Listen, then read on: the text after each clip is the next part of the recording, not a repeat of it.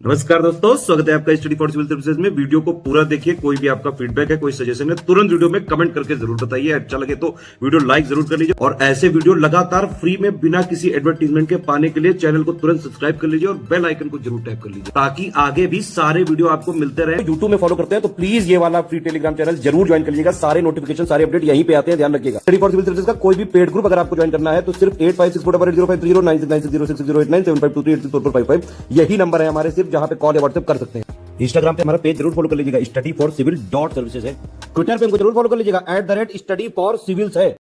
Hello दोस्तों, आप सारे व्यूवर्स का बहुत बहुत स्वागत है स्टडी फॉर सिविल सर्विसेज पर। इस पर्टिकुलर वीडियो में हम अप्रैल मंथ 2022 के सारे इंपॉर्टेंट करंट अफेयर्स और उनसे एसोसिएटेड सारे फैक्ट्स को इस तरीके से कवर कर लेंगे कि अगर आपके इन सभी एग्जाम्स में से करंट अफेयर से एसोसिएटेड सवाल बनते हैं, एमसीक्यू बनते हैं, तो आप आसानी से उन सवालों को सॉल्व कर सकते हैं। और हाल फिलहाल में इन सभी एग्जाम में हमने प्रूफ किया है, प्रूफ हमने टेलीग्राम ग्रुप में लगातार शेयर भी किया है। आप लोग जरूर कमेंट सेक्शन में रिकॉग्नाइज कीजिए, एटलीस्ट ठीक है, एक्नॉलेज कीजिए कि अगर इन सभी एग्जाम्स में से आपको स्टडी फॉर सिविल सर्विसेज के प्रीवियस मंथली करंट अफेयर्स के वीडियोस में से फायदा हुआ है तो ठीक है। अगर आपको हमारा क्रैश कोर्स ज्वाइन करना है तो हमारे ऑफिशियल गिवन नंबर हैं, व्हाट्सएप के हैं, यहाँ पर आप कॉल भी कर सकते हैं और अधिक जानकारियाँ प्राप्त कर सकते हैं। पिछले मंथ में हमने एग्रीमेंट नहीं करे थे, एग्रीमेंट यहाँ पर 2-3 निकल करके आए हैं अप्रैल मंथ में। तो अप्रैल मंथ में नेटफ्लिक्स इंडिया के साथ सूचना एवं प्रसारण मंत्रालय ने सहयोग समझौता किया है। आज़ादी की अमृत कहानियाँ करके एक लघु फिल्म जो है ये प्रदर्शित की जाएगी। ये एक सीरीज़ की तरीके हो सकती है, लघु वीडियोज़ की, और इसको नेटफ्लिक्स पे दिखाया जाएगा। और इसमें कंटेंट जो अवेलेबल करवाएगा वो होगा सूचना एवं प्रसारण मंत्रालय भारत सरकार का। इसमें महिलाओं की भूमिका पर प्रकाश डाला जाएगा, ठीक है। बोरिस जॉनसन अभी भारत आए थे तो जाहिर सी बात है यहाँ पर कुछ समझौते हुए हैं इंडिया और यूके के बीच। इंडिया और यूके के बीच समझौता किस मद पर हुआ है ये पूछा जा सकता है। तो दोनों देशों ने यानी इंडिया और यूके ने ग्लोबल इनोवेशन पार्टनरशिप और न्यूक्लियर एनर्जी पार्टनरशिप पर समझौते किए हैं, बस इतना आपको याद रखना है। इसके बाद नीति आयोग और यूनिसेफ ने समझौता किया है। State of India children report, status and trends, multi dimensional child development के लिए जो state of India children's status and trends करके जो रिपोर्ट आएगी वो जॉइंटली डेवलप की जाएगी यूनिसेफ और नीति आयोग के द्वारा। तो इसके लिए समझौता किया है दोनों ने। अपॉइंटमेंट्स हम लोग देखना शुरू करते हैं। अप्रैल 2022 मंथ के अपॉइंटमेंट्स काफ़ी एक इंपॉर्टेंट सेक्शन के रूप में उभर करके सामने आ रहा है लेटेस्ट ट्रेंड में। जैसे पहले कभी अवार्ड्स एंड ऑनर्स होता था, अपॉइंटमेंट लगातार पूछे जा रहे हैं हमारे एग्जाम में। अपॉइंटमेंट्स को आपको देखना जरूरी है। जैसे शशि सिन्हा बन गए हैं ब्रॉडकास्ट ऑडियंस रिसर्च काउंसिल यानी BARC इंडिया के बोर्ड के नए अध्यक्ष, ठीक है। आगे है शांति सेठी को महत्वपूर्ण पद मिला है अमेरिका में। एक्टिंग सेक्रेटरी बनी है, डिफेंस एडवाइज़र बनी है US vice president Kamala Harris की, ठीक है। और सेठी जब फर्स्ट इंडियन ओरिजिन कमांडर बनी थी, ठीक है, US नेवी वारशिप की, तब भी हमने आपको ये बताया था, ठीक है। तो शांति सेठी जो है एक्टिंग सेक्रेटरी और डिफेंस एडवाइज़र बनी है कमला हैरिस की। उसके बाद विक्टर ऑर्बन ये हंगरी के नए प्रधानमंत्री बने हैं, ठीक है, ये री इलेक्ट हुए हैं चौथी बार। शहबाज शरीफ के बारे में वनडे एग्जाम्स काफ़ी क्वेश्चन पूछेंगे साल भर और PCS पे भी आ सकता है, तो ज़रूरी है हम आपको बता दे रहे हैं। जैसे ये जो नए प्राइम मिनिस्टर हैं अपोजिशन पार्टी से थे, इनकी पार्टी का नाम क्या है? इनकी पार्टी का नाम है पाकिस्तान में एक पार्टी है पाकिस्तान मुस्लिम लीग N, ठीक है, पाकिस्तान मुस्लिम लीग नवाज़ पार्टी, उससे एसोसिएटेड है ये। और नाम से पता चल रहा है ये किसके भाई हैं, आप जानते हैं, ये सब नहीं पूछा जाएगा।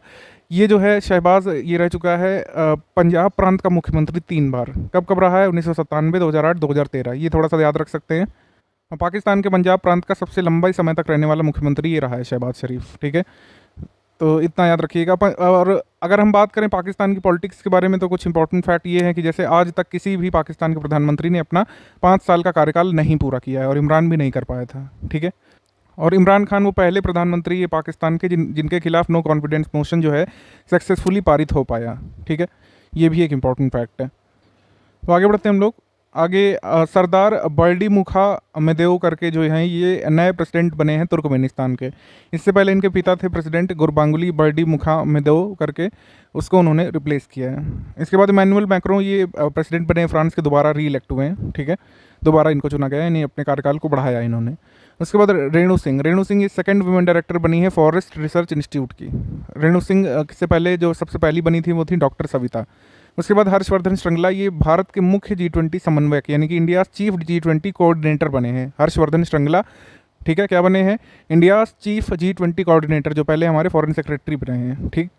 आपको पता है कि G20 की प्रेसिडेंसी जो है इस साल किसके पास है? इंडोनेशिया के पास है। इंडोनेशिया की प्रेसिडेंसी भारत को सौंप देगा 1 दिसंबर 2022 को, क्योंकि जो लीडर समिट है पहली बार 2023 में इंडिया में होनी है। ये बातें आपको ध्यान रखनी है। वैसे जब ये इवेंट आगे आएंगे तो बताया जाएगा आपको।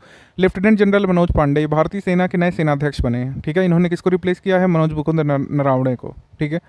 आमिर खान ये फार्मीजी के ब्रांड एम्बेसडर बने हैं। इसके बाद गिलबर्ट एफ होंगबो, ये काफ़ी इंपॉर्टेंट पद है और ये पूछे जाने की काफ़ी संभावना है। 11वें डायरेक्टर जनरल बने हैं इंटरनेशनल लेबर ऑर्गेनाइजेशन के, ठीक है। और ये कहाँ से हैं? ये अफ्रीका कॉन्टिनेंट से हैं और टोगो देश के प्रधानमंत्री रह चुके हैं। टोगो कंट्री कहाँ पे? अफ्रीका में है। आप हमको जल्दी से ये बात बताइए कि टोगो जो है अफ्रीका कॉन्टिनेंट में, क्या ये एक लैंडलॉक्ड कंट्री है? ठीक है, अगर ये लैंडलॉक्ड है तो ये किस हिस्से में पड़ता है अफ्रीका के? आप जल्दी से कमेंट करके बताइए, ठीक। और टोगो की कैपिटल क्या है ये भी कमेंट करके बताइए। अजय कुमार सूद जो है प्रिंसिपल साइंटिफिक एडवाइजर बने हैं सेंट्रल गवर्नमेंट के। एन चंद्रशेखरन ये टाटा डिजिटल के अध्यक्ष बने हैं। विनय मोहन क्वात्रा ये नए फॉरेन सेक्रेटरी बने हैं। और अलेक्जेंडर वोशिश ये सर्बिया के प्रेसिडेंट बने हैं, ठीक है। इनको भी री इलेक्ट किया गया है सर्बिया में। इसके बाद मनोज सोनी ये यूपीएससी के अध्यक्ष आ गए हैं नए, ठीक है, new chairperson of Union Public Service Commission. Suman Bery vice chairperson बने हैं नीति आयोग के। ये पद भी बहुत बहुत ज़रूरी है और पूछे जाने की बहुत संभावना है। इन्होंने किसको रिप्लेस किया है? राजीव कुमार को, ठीक है। तो सुमन बेरी ध्यान रखिएगा। इसके बाद हिमांता विश्व शर्मा ये भारतीय बैडमिंटन संघ के अध्यक्ष बने हैं और 2022 से 2026 के लिए इनको चुना गया है। उसके बाद अरुणाभ घोष, इनकी नियुक्ति की है किसने? एंटोनियो गुटेरेस ने। इनको अपॉइंट किया है हाई लेवल एक्सपर्ट ग्रुप जो बनाया है net zero emission commitments of non state entities पर, ये बनाया है यूएन ने। और एंटोनियो गुटेरेस ने अरुणाभ घोष को इसका विशेषज्ञ समूह में जो है नियुक्त किया है, ठीक है। इसके बाद विश्वास पटेल दूसरी बार भुगतान परिषद के अध्यक्ष बने हैं, यानी पेमेंट्स काउंसिल ऑफ इंडिया के हेड बने हैं दूसरी बार। इकबाल सिंह लालपुरा जो है ये हमारे चेयरपर्सन है नेशनल कमीशन ऑफ माइनॉरिटीज़ के, इनको रीअपॉइंट किया गया है। अभी हाल में चुनाव लड़ने चले गए थे तो इनका जो पद है वो मतलब हटा दिया गया था बीच में, लेकिन फिर से इनको नियुक्त कर दिया है। इनको पहली बार कब नियुक्त किया गया था? नवंबर में। विनय मोहन क्वात्रा ये जो है नए फॉरेन सेक्रेटरी बन गए इंडिया के। हमने आपको बताया कि हर्षवर्धन श्रृंगला जो पहले भारत के विदेश सचिव थे, इनको इन्होंने रिप्लेस किया है। सत्य ईश्वरन ये विप्रो के हेड बने हैं। कभी कभी इन सब कंपनियों के हेड भी पूछ ली जाते हैं, जैसे आपकी मेनली माइक्रोसॉफ्ट हो गई, आपकी विप्रो हो गई, इन्फोसिस हो गई। थोड़ा थोड़ा इनके बारे में पता होना चाहिए। जैसे ट्विटर का पराग अग्रवाल बने थे जब सीईओ, तो काफ़ी ये सब चीज़ें चर्चा में आई थी और अभी यूके पीसीएस पेपर में आया भी था मैचिंग फॉर्म में। बीसीसीआई सेक्रेटरी जय शाह जो हैं ये मेंबर बोर्ड रिप्रेजेंटेटिव बने हैं आईसीसी क्रिकेट कमेटी के। डीएस राजू डायरेक्टर जनरल बने हैं जियोलॉजिकल सर्वे ऑफ इंडिया के। इसके बाद एपी अब्दुल्ला कुट्टी ये हज कमेटी ऑफ इंडिया के अध्यक्ष बने हैं। मुनव्वरी बेगम और महफूजा खातून ये भारत की हज समिति की उपाध्यक्ष बनी हैं दोनों लोग, ठीक। पहली बार ऐसा हुआ है कि दो महिलाओं को भारत की हज समिति के उपाध्यक्ष के रूप में चुना गया है। इसके बाद बबीता सिंह जो है नई ग्लोबल पीस एम्बेसडर बनी है। इसके बाद भाजपा के नेता जो हैं और फॉर्मर यूनियन मिनिस्टर रह चुके विजय सांपला, इनको दूसरी बार राष्ट्रीय अनुसूचित जाति आयोग यानी कि national commission of scheduled caste का अध्यक्ष बनाया गया है। तो हमको याद नहीं करना पड़ेगा, आपको अगर पहले से याद है तो बस अपडेट रखिएगा कि दोबारा बन गए विजय सांपला। फिर उसके बाद सुश्री अपराजिता शर्मा जिनेवा में अंतर्राष्ट्रीय दूरसंचार संघ के परिषद सत्रों में प्रशासन और प्रबंध पर जो स्थायी समिति बनाई गई है उसकी उपाध्यक्ष बनाई गई है, ठीक है। इसके बाद अजय कुमार सूद जो है प्रिंसिपल साइंटिफिक एडवाइजर बने हैं गवर्नमेंट ऑफ इंडिया के। अवार्ड्स एंड ऑनर्स में हमने बहुत सिलेक्टेड रखा है, ठीक है। जैसे स्टॉकहोम वाटर प्राइज़ ये किससे मिला है? ये मिला है प्रोफेसर एमेरिटस विल्फ्रेड ब्रुटसर्ट को ये दिया जाता है स्टॉकहोम इंटरनेशनल वाटर इंस्टीट्यूट के द्वारा। और इसको वाटर यानी वाटर कंजर्वेशन के क्षेत्र में या रिसर्च के क्षेत्र में दिया जाने वाला नोबेल पुरस्कार भी कहा जाता है। इसके बाद BBC Indian sports women of the year का पुरस्कार मिला है मीराबाई चानू को, ठीक है। इन्होंने सिल्वर जीता था ओलंपिक में। इसके बाद संसद रत्न पुरस्कार में 12वें संस्करण में doctor APJ Abdul Kalam life time achievement पुरस्कार जो होता है ये मिला है दो लोगों को। कर्नाटक के पूर्व मुख्यमंत्री वीरप्पा मोइली और एचवी हांडे को मिला है, ठीक है। संसद रत्न पुरस्कार में doctor APJ Abdul Kalam life time achievement पुरस्कार। BBC emerging player of the year का पुरस्कार मिला है शेफाली वर्मा को। इसके बाद मैल्कम आदिशेषिया पुरस्कार मिला है प्रभात पटनायक को। ये दिया जाता है Malcolm and Elizabeth Adiseshiah trust के द्वारा। इसके बाद BBC life time achievement award मिला है स्पोर्ट्स में कर्णम मल्लेश्वरी को।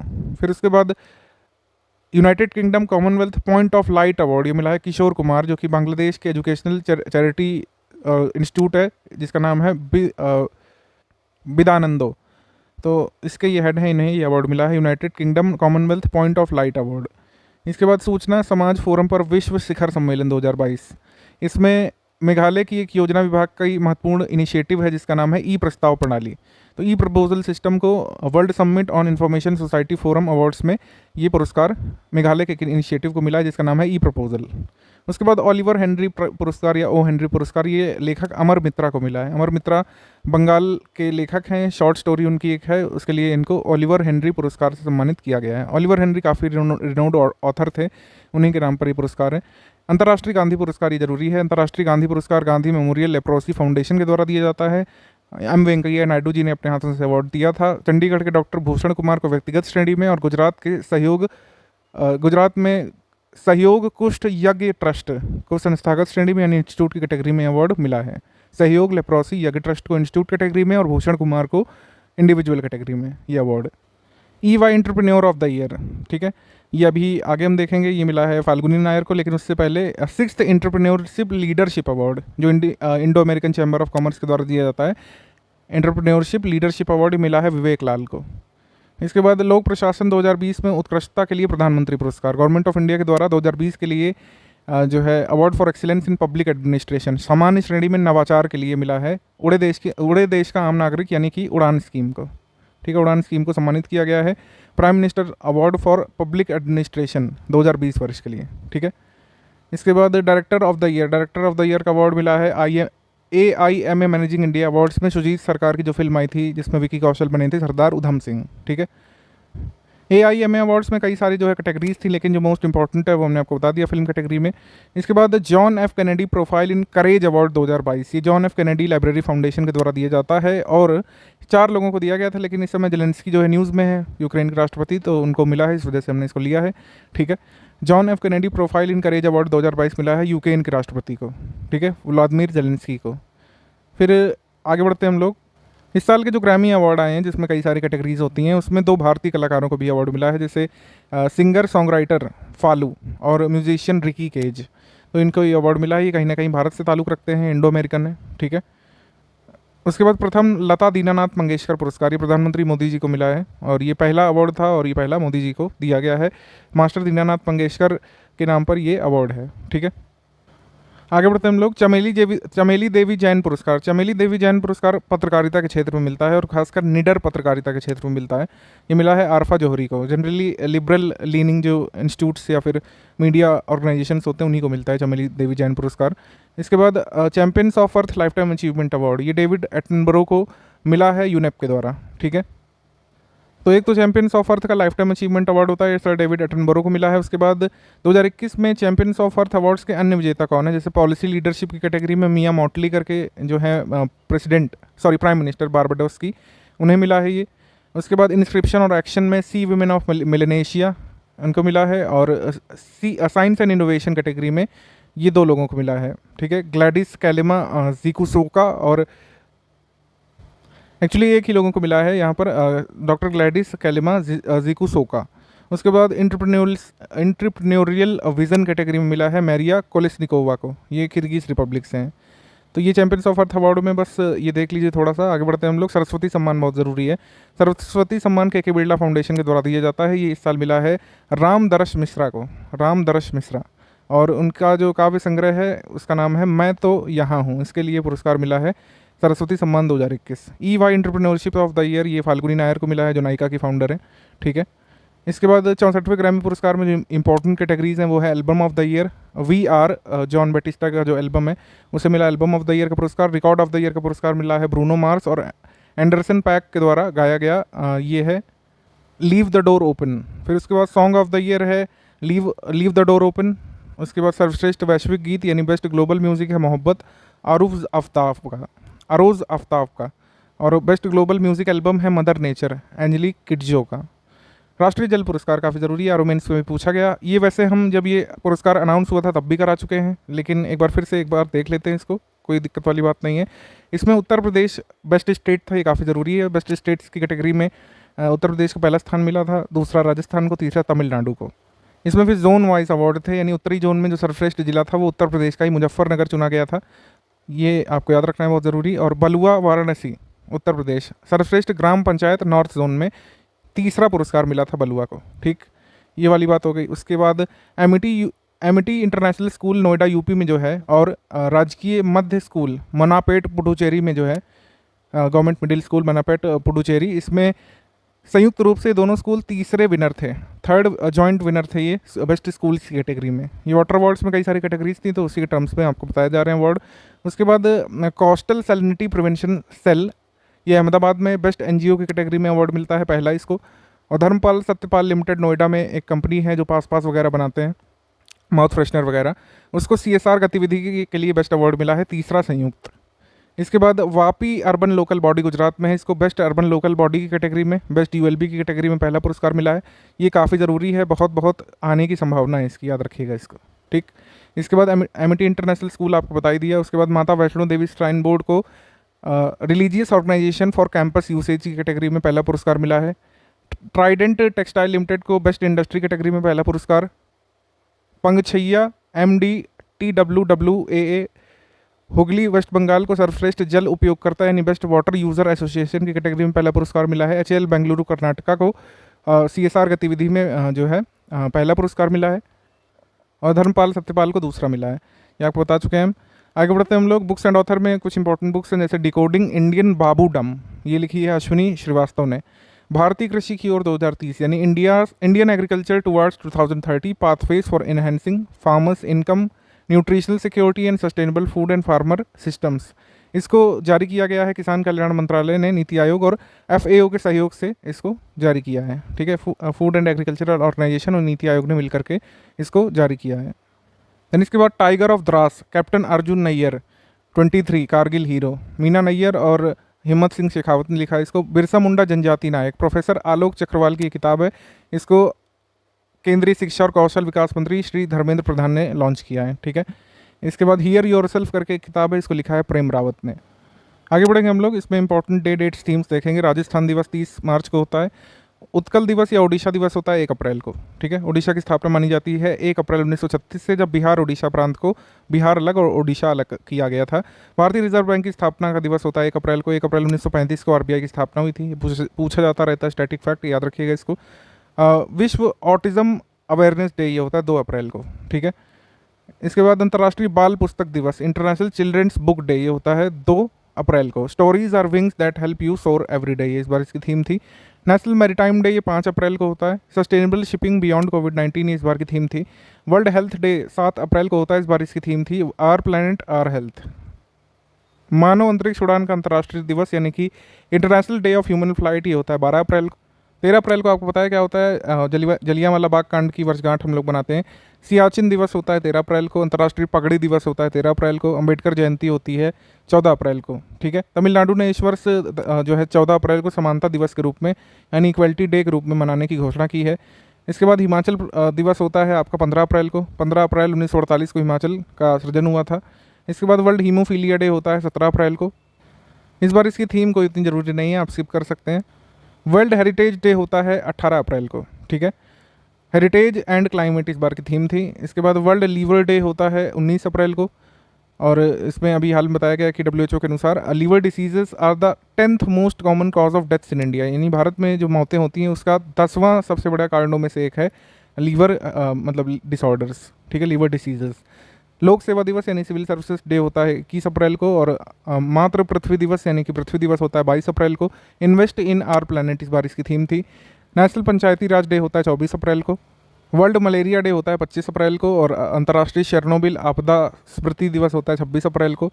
डिफेंस में देखेंगे हम लोग 20वां भारत फ्रांस द्विपक्षीय नौसेना अभ्यास वरुण नाम से जो होता है ये अरेबियन सी में हुआ था 30 मार्च से 3 अप्रैल को, ठीक है। इसके बाद कृपाण शक्ति करके अभ्यास ये वेस्ट बंगाल में किया गया था। किसने किया था? भारतीय सेना की त्रिशक्ति कोर द्वारा पश्चिम बंगाल के सिलीगुड़ी के पास हुआ था, तीस्ता फील्ड फायरिंग रेंज पर, ठीक है। मतलब कुल मिलाकर कृपाण शक्ति किसने किया? इंडियन आर्मी ने किया था। इसके बाद संयुक्त प्रशिक्षण अभ्यास दस्तलिक हम लोग करते हैं उज्बेकिस्तान के साथ, ठीक है। 2021 में ये हुआ था उत्तराखंड के रानीखेत में, और इस बार ये यांग्यारिक करके जगह है उज्बेकिस्तान में, वहाँ पर हुआ है, ठीक है। अभ्यास बालिकातन करके ये अभ्यास जो है ताइवान के पास होगा। इसमें संयुक्त राज्य अमेरिका की सेना फिलीपींस की सेना के साथ अभ्यास करेगी। सैन्य अभ्यास है बालिकातन, ठीक है। कहाँ पे? ताइवान में। इसके बाद हेलिना का सफल परीक्षण अभी किया गया है। हेलिना का सफल परीक्षण पोखरण में किया गया है, ठीक है। ये DRDO भारतीय सेना और भारतीय वायुसेना के वैज्ञानिकों की एक टीम ने मतलब कह सकते हैं परीक्षण किया हेलिना का। ये एक एंटी टैंक गाइडेड मिसाइल है हेलिना, ध्यान रखिएगा। हेलिना का परीक्षण जो है कुछ अभी माउंटेनस रीजन्स में भी हुआ था, लेकिन फाइनल परीक्षण अभी हाल में हुआ है पोखरण राजस्थान में। ठीक है, नकली टैंक को लक्ष्य रख करके निशाना बनाया गया। एंटी टैंक गाइडेड मिसाइल का वही मतलब है कि टैंक को गाइड करती है, पूरे के पूरे टैंक को उड़ाने में सक्षम है ये हेलिना। आगे हम लोग बढ़ेंगे। नेट पॉलरेक्स 7 करके अभ्यास किसने किया है? भारतीय तटरक्षक बल ने। हमारे एग्जाम के लिए सिर्फ इतना ही जरूरी है। आपसे पूछेंगे अगर कि नेट पॉलरेक्स जो है किसने किया है, उसमें बीएसएफ ऑप्शन होगा, उसमें इंडियन आर्मी हो सकता है, ठीक है, इंडियन नेवी हो सकता है, लेकिन इंडियन कोस्ट गार्ड आपको लगाना है। इसके बाद उन्नत हल्का हेलीकॉप्टर MK3 स्क्वाड्रन, उन्नत हल्का helicopter MK3 squadron, advance light helicopter MK3 squadron commission किया जा चुका है। भारतीय तटरक्षक बल में इसको शामिल किया जा चुका है और इसका नाम क्या है? ध्रुव। ठीक है, ध्रुव। इसके बाद अंतर्राष्ट्रीय अंतर्महाद्वीपीय ballistic missile, intercontinental ballistic missile Sarmat का सफल परीक्षण किया गया है। किसने किया है? रशिया ने। तो हमसे पूछेंगे अगर कि सरमत क्या है, तो सरमत आपको पता होना चाहिए कि एक ICBM है, यानी इंटरकॉन्टिनेंटल बैलिस्टिक मिसाइल है, और हाल में इसका अप्रैल में परीक्षण किसने किया? रशिया ने। ठीक, प्रोजेक्ट 75 के तहत जो आखिरी स्कॉर्पियन क्लास की पनडुब्बी थी वो कमीशन कर दी गई है। ठीक है, इसका नाम रखा गया है वागशीर। ठीक है, मुंबई में इसको लॉन्च किया गया है। मझगांव डॉक लिमिटेड की कान्होजी ओंगे वेस्ट बेसिन में प्रोजेक्ट 75 के तहत फ्रेंच स्कॉर्पियन श्रेणी की छठी आखिरी पनडुब्बी है, इसका नाम है वागशीर। आगे हम लोग बढ़ते हैं। यूक्रेन की नेपच्यून क्रूज मिसाइल अभी चर्चा में थी। वैसे तो हम काफ़ी दिन से इसको सुनते हुए आ रहे हैं, 2016 में बनी थी ये, लेकिन अभी जो है ये चर्चा में आई। 13 अप्रैल 2022 को यूक्रेन पर रूसी आक्रमण के दौरान रशियन क्रूज मिसाइल मॉस्कोवा पर 2 नेपच्यून क्रूज मिसाइलों से हमला किया गया था। तो नेपच्यून क्रूज मिसाइल जो है किस देश की है? यूक्रेन की है। आगे हम लोग बढ़ते हैं। उसके बाद इंडियन कोस्ट गार्ड शिप ऊर्जा प्रवाह, इंडियन कोस्ट गार्ड शिप ऊर्जा प्रवाह को लॉन्च किया गया है, पोत में शामिल किया गया है, पोत बेड़े में। कहाँ पर? गुजरात के भरूच में। ठीक है, इसके बाद आयरन बीम का सफल परीक्षण। आयरन बीम एक लेज़र मिसाइल रक्षा प्रणाली है। ठीक है, iron beam laser missile defence system है। ये सब आपको पता होना चाहिए, क्योंकि ऐसे पूछ लेते हैं कि अभी जो लेज़र बीम है चर्चा में था, आयरन बीम है चर्चा में, क्या है? ठीक है, आपसे पूछ लेंगे व्हाट इज़ आयरन बीम। तो आयरन बीम क्या है? ये क्या एक रॉकेट लॉन्चर सिस्टम है? क्या ये एंटी ड्रोन सिस्टम है? क्या ये एक लेज़र मिसाइल डिफेंस सिस्टम है या फिर एक मिसाइल है? ये पूछेंगे। तो आयरन बीम जो है आपको पता होना चाहिए क्या है और किस देश की है। ये है इजराइल की है। अभी पिनाका रॉकेट क्या है पूछा गया था। पिनाका रॉकेट अभी क्या है पूछा गया था CDS के पेपर में। तो पिनाका रॉकेट आपको पता होना चाहिए, advanced multi barrel rocket launcher system है। अगर रॉकेट लॉन्चर तक भी पता है तो पहुंच जाएंगे आप। ठीक है, पिनाका रॉकेट लॉन्चर सिस्टम, इसका टेस्ट फायर हुआ था पोखरण में। इसके बाद चेतक हेलीकॉप्टर्स द्वारा 60 साल की सेवा का जश्न मनाया गया था। तो चेतक हेलीकॉप्टर्स अभी चर्चा में थे। ठीक है, इस पर एक कॉन्क्लेव हुआ था, हम लोग कह सकते हैं। वरुण नाम से अभ्यास जो है ये अरेबियन सी में, हमने आपको बता दिया। डोगरा रेजिमेंट्स की 2 बटालियनों को थल सेना प्रमुख ने प्रेसिडेंट्स कलर से सम्मानित किया है। प्रेसिडेंट्स कलर से सम्मानित कहाँ पे किया है? फैजाबाद उत्तर प्रदेश में, क्योंकि उत्तर प्रदेश में ये आ गया तो इस वजह से ज़रूरी है हमारे लिए। 20 डोगरा और 21 डोगरा को प्रेसिडेंट कलर से सम्मानित किया गया है फैजाबाद उत्तर प्रदेश में। आगे बढ़ते हैं हम लोग। भारत किर्गिस्तान संयुक्त अभ्यास जो है ये हुआ था बकलोह हिमाचल प्रदेश में। ठीक है, अब ऑबिचुरीज देख लेते हैं। ऑबिचुरीज में वीर बहादुर गुरुंग करके हैं, सिक्किम के तीसरे मुख्यमंत्री ये नहीं रहे। M विजयन, ये भारत में प्रोटीन क्रिस्टलोग्राफी की नींव रखने वाले प्रमुख संरचनात्मक जीव विज्ञानी हैं, यानी स्ट्रक्चरल बायोलॉजिस्ट हैं, ये नहीं रहे अब। इसके बाद एल्विरा ब्रिटो जो है भारतीय महिला हॉकी टीम की पूर्व कप्तान रही थी और इनको जो है अर्जुन पुरस्कार मिला था। अर्जुन पुरस्कार सम्मानित होने वाली दूसरी महिला हॉकी खिलाड़ी थी ये अब नहीं रही है 81 वर्ष की आयु में। बीना पाणी मोहंती, ये नहीं रही, ओडिशा के प्रख्यात लेखिका थी और पद्मश्री जीत चुकी थी। ठीक है, ये नहीं रही। स्कीम्स में देखेंगे हम लोग। स्कीम्स जल शक्ति अभियान कैच द रेन कैंपेन इस साल शुरू की गई है मणिपुर से। ठीक है, मणिपुर में शुरू की गई है catch the rain campaign. Catch the rain हर साल ही जारी की जाती है, थोड़ा सा मानसून सीजन से पहले। मिनिस्ट्री ऑफ जल शक्ति की है। Catch the rain where it falls when it falls, ये हमेशा थीम होती है। ठीक है, तो मिनिस्ट्री ऑफ जल शक्ति की है कैच द रेन अभियान। इसमें पूछ सकते हैं आपसे कि 2022 में कहाँ से जारी की गई, तो मणिपुर से। ठीक है, फिर उसके बाद एक स्टेशन एक उत्पाद करके ये स्कीम किसने शुरू की है? दक्षिण मध्य रेलवे ने। ये बहुत ज़रूरी है, दक्षिण मध्य रेलवे ने इसको शुरू किया है और 6 मंडलों के 6 प्रमुख स्टेशनों में शुरू किया है। वो स्टेशन कौन कौन से हैं आपको MCQ सेक्शन बताएंगे। इसका उद्देश्य क्या है आपको पता होना चाहिए। तो इन स्टेशन में जो लोकल प्रोडक्ट्स हैं उनको जो है सेल किया जाएगा और उनका प्रमोशन किया जाएगा रेलवे स्टेशन में। इसके बाद अमेजन संभव उद्यमिता चैलेंज, अमेजन इंडिया ने अमेजन चैलेंज एक शुरू किया जिसका नाम संभव है। आपसे पूछेंगे अमेजॉन इंडिया ने 2022 अप्रैल में एक एंटरप्रेन्योरशिप चैलेंज लॉन्च किया था, उसका नाम क्या था? उसका नाम क्या संभव था, क्या संभावना था, या संभाव था? इस तरीके से क्वेश्चंस बनाता है आयोग, ठीक है। अगर आप पेपर्स वगैरह देखते रहते हैं तो थोड़ा सा खुद भी इन्वॉल्व होना चाहिए आपको। इसका उद्देश्य क्या था? जाहिर सी बात है, स्टार्टअप फाउंडर्स जो हैं इंडियन सिटीज़ में और ग्रास रूट लेवल पर जो इनोवेशन है उसको प्रमोट करना लक्ष्य था यहाँ पर। स्टार्टअप संस्थापकों तक पहुँच बनाना। अमेजॉन संभव उद्यमिता चैलेंज अमेजॉन इंडिया का था। बढ़ते हम लोग आगे। बैटरी स्वैपिंग पॉलिसी आई है नीति आयोग की 21 अप्रैल 2022 को। ये ड्राफ्ट जारी किया गया। इसके तहत देश के 40 लाख से अधिक आबादी वाले सभी नगरीय शहरों में ये पहले चरण में ये बैटरी स्वैपिंग पॉलिसी लागू की जाएगी। ये पूछा जा सकता है कि पहले चरण में कितनी जनसंख्या वाले नगरों में ये बैटरी स्वैपिंग पॉलिसी शुरू की गई थी, तो आपको पता होना चाहिए 40 लाख से ऊपर वाले। आगे बढ़ते हम लोग। इसके बाद दुबई एक्सपो में तेजस कौशल प्रशिक्षण परियोजना का शुभारंभ किया गया था। दुबई एक्सपो जो मार्च में चल रहा था उसमें ministry of youth and affairs and sports ने तेजस यानी कि training for Emirates jobs and skills, ठीक है, इसको लॉन्च किया है दुबई में। तेजस का लक्ष्य क्या है? प्रारंभिक चरण के दौरान संयुक्त अरब अमीरात यानी कि यूएई में 10,000 लोगों का मजबूत भारतीय श्रम बल तैयार करना। तो हमसे पूछेंगे कि तेजस को किस देश में लॉन्च किया गया, तो उसका आंसर होगा UAE. Tejas is associated with what, तो इसका आंसर होगा स्किल ट्रेनिंग या स्किल डेवलपमेंट। आगे बढ़ते हम लोग। अवसर स्कीम। अब ऐसे ही हमसे क्वेश्चन बनते हैं कि 2022 अप्रैल में अवसर स्कीम आई थी, इज एसोसिएटेड विद व्हाट। तो अवसर scheme is associated with aviation, ये एविएशन से संबंधित है, ठीक है। एयरपोर्ट्स अथॉरिटी ऑफ इंडिया की है, इस तरीके से भी आ सकता है। और दूसरा ये है कि इसको फुल फॉर्म में पूछ सकते हैं कि जो ये अवसर है इसमें आप बताइए कि ए क्या है, तो उसका आंसर हो जाएगा एयरपोर्ट। तो airport as venue of skilled artisan of region, ये है अवसर का फुल फॉर्म। तो इसका उद्देश्य है सेल्फ हेल्प ग्रुप्स यानी आत्म सहायता समूहों के स्थानीय उत्पादों को प्रमोट करने के लिए अवसर योजना है। स्थानीय उत्पादों को प्रमोट करना लक्ष्य कुल मिलाकर। अवसर स्कीम के तहत एयरपोर्ट अथॉरिटी ऑफ इंडिया के जितने भी एयरपोर्ट चल रहे हैं उसमें 100 से 200 स्क्वायर फीट की जगह दी जाएगी जिससे लोकल उत्पादों को प्रमोट किया जा सके, ठीक है। इसके बाद भारत पाक सीमा पर सीमा दर्शन प्रोजेक्ट अभी लाया गया है। सबसे पहला ये कहाँ पे इनॉग्रेट किया गया है? हमारे होम मिनिस्टर के द्वारा गुजरात के बनासकांठा जिले के भारत पाक सीमा पर नडाबेट में इसको इनॉग्रेट किया गया है। कुल मिलाकर इसका लक्ष्य है कि टूरिस्ट देख सकते हैं कि भारत की सेना जो और बीएसएफ जो है किस तरीके से अपने मिसाइल, टैंक, एयरक्राफ्ट वगैरह यूज़ करती है और कैसे लाइफ होती है बीएसएफ सैनिकों की सीमा के आसपास, कैसा माहौल होता है, इसको देख सकते हैं। तो इसको डिफेंस टूरिज़्म की तरीके से आप देख सकते हैं, ठीक है। तो सीमा दर्शन जो प्रोजेक्ट है ये डिफेंस टूरिज़्म से एसोसिएटेड है। ये किससे एसोसिएटेड है, किस मिनिस्ट्री से? तो इसका आंसर मिनिस्ट्री ऑफ डिफेंस नहीं होगा, union ministry of home affairs and cooperation होगा। गृह और सहकारिता मंत्रालय की पहल है। उसके बाद raising and accelerating MSME performance, अब ये रैंप स्कीम आई है, ये केंद्रीय मंत्रिमंडल ने जारी किया है। रैंप का मतलब है राइजिंग एंड एक्सेलरेटिंग एमएसएमई, ठीक है। तो एमएसएमईज के प्रमोशन से संबंधित है। वित्त वर्ष 2022-23 में शुरू हो गई है। अभी बस इतना बताया गया है कि रैंप स्कीम है और ये एमएसएमई से संबंधित है, इतना ही आप भी याद रखिए। उसके बाद आयुष्मान भारत प्रधानमंत्री जन आरोग्य योजना की जो सेहत स्कीम अभी लॉन्च हुई थी, हमने डिस्कस किया था जम्मू कश्मीर में, उसके तहत 100% घरों को कवर करने वाला भारत का पहला जिला जो बना है आयुष्मान भारत सेहत स्कीम के तहत, वो कौन सा बना है? सांबा, ठीक है। जम्मू संभाग का सांबा डिस्ट्रिक्ट ये बना है, ठीक है। बढ़ते हैं हम लोग आगे। सांस कैंपेन कर्नाटक ने शुरू की है और इसका उद्देश्य है 5 साल से कम उम्र के बच्चों में जिनको निमोनिया है उसकी शीघ्र पहचान करना और जागरूकता क्रिएट करना और निमोनिया को रोकना। ये सांस कैंपेन है कर्नाटक की। एक्सपर्ट कमेटी रिकन्स्टिट्यूट की गई है दिल्ली देहरादून कॉरिडोर प्रोजेक्ट के लिए सुप्रीम कोर्ट के द्वारा, ठीक है। तो अगर ये कमेटी रिकन्स्टिट्यूट की जा रही तो इसका मतलब पहले से एक कमेटी रही होगी। तो पहले की जो कमेटी थी 12 मेंबर्स की, उसको एनजीटी ने बनाया था। एनजीटी की जो कमेटी थी उसकी अध्यक्षता कर रहे थे सुखबीर सिंह संधू।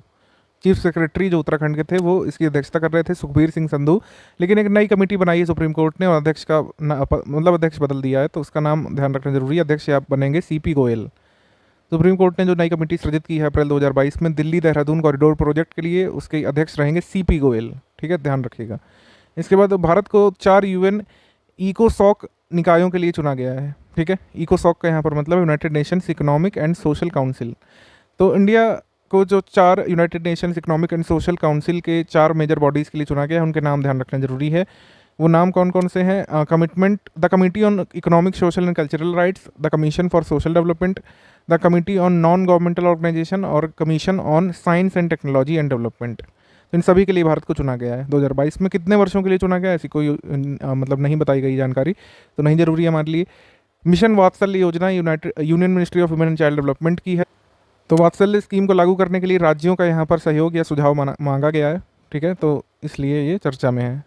इसके बाद स्टैंड अप इंडिया योजना। स्टैंड अप इंडिया योजना ने 5 अप्रैल 2022 को अपने 6 साल पूरे किए हैं। स्टैंड अप इंडिया स्कीम से अभी आरओ मेंस में सवाल आया था कि ये किसको लाभ देती है, इसके लाभार्थी कौन हैं। तो लाभार्थी कौन कौन है? SC/ST के आने वाले लोग हैं और विमेन हैं जो कि ग्रीन फील्ड इंटरप्राइज के क्षेत्र में, मैन्युफैक्चरिंग के क्षेत्र में काम कर रहे हैं, उनको यहाँ पर लोन दिया जाएगा। तो ऑब्जेक्टिव क्या है? Entrepreneurship amongst women, scheduled caste and scheduled tribes categories to help them starting a green field enterprise in manufacturing, service और ट्रेडिंग सेक्टर, ठीक है। एग्रीकल्चर रिलेटेड एक्टिविटीज़ में, ट्रेडिंग में, मैन्युफैक्चरिंग में ग्रीन फील्ड इंटरप्राइज अगर कोई विमेन या फिर SC/ST से आने वाले समुदाय से लोग स्थापित करना चाहते हैं तो स्टैंड अप इंडिया उनको लोन देती है। स्वनिधि से समृद्धि, PM स्वनिधि स्कीम है, उसके तहत स्वनिधि से समृद्धि जारी की गई थी लॉकडाउन में, आपको याद होगा, ठीक है। पहले फेज़ में क्या हुआ था? पहले फेज़ में 125 करीब शहर शामिल किए गए थे, ठीक है।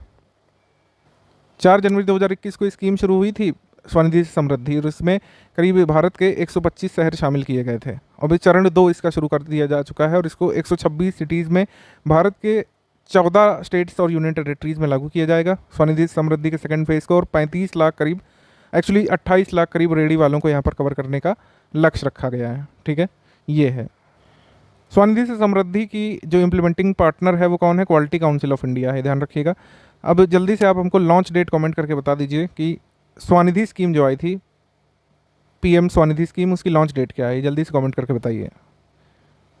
Mission school of excellence project, ये गुजरात सरकार ने शुरू किया है और इसमें एशियन इंफ्रास्ट्रक्चर इन्वेस्टमेंट बैंक और वर्ल्ड बैंक सहयोग दे रहे हैं, ठीक है। ये गुजरात में शुरू किया गया है। तो इसमें क्या है कि क्वालिटी ऑफ एजुकेशन सुधारना है, गुजरात स्टेट में ये लक्ष्य है। स्कूल चलो अभियान जो है उत्तर प्रदेश का अभियान है, इसको श्रावस्ती से योगी आदित्यनाथ जो हमारे मुख्यमंत्री, उन्होंने शुरू किया 4 अप्रैल से।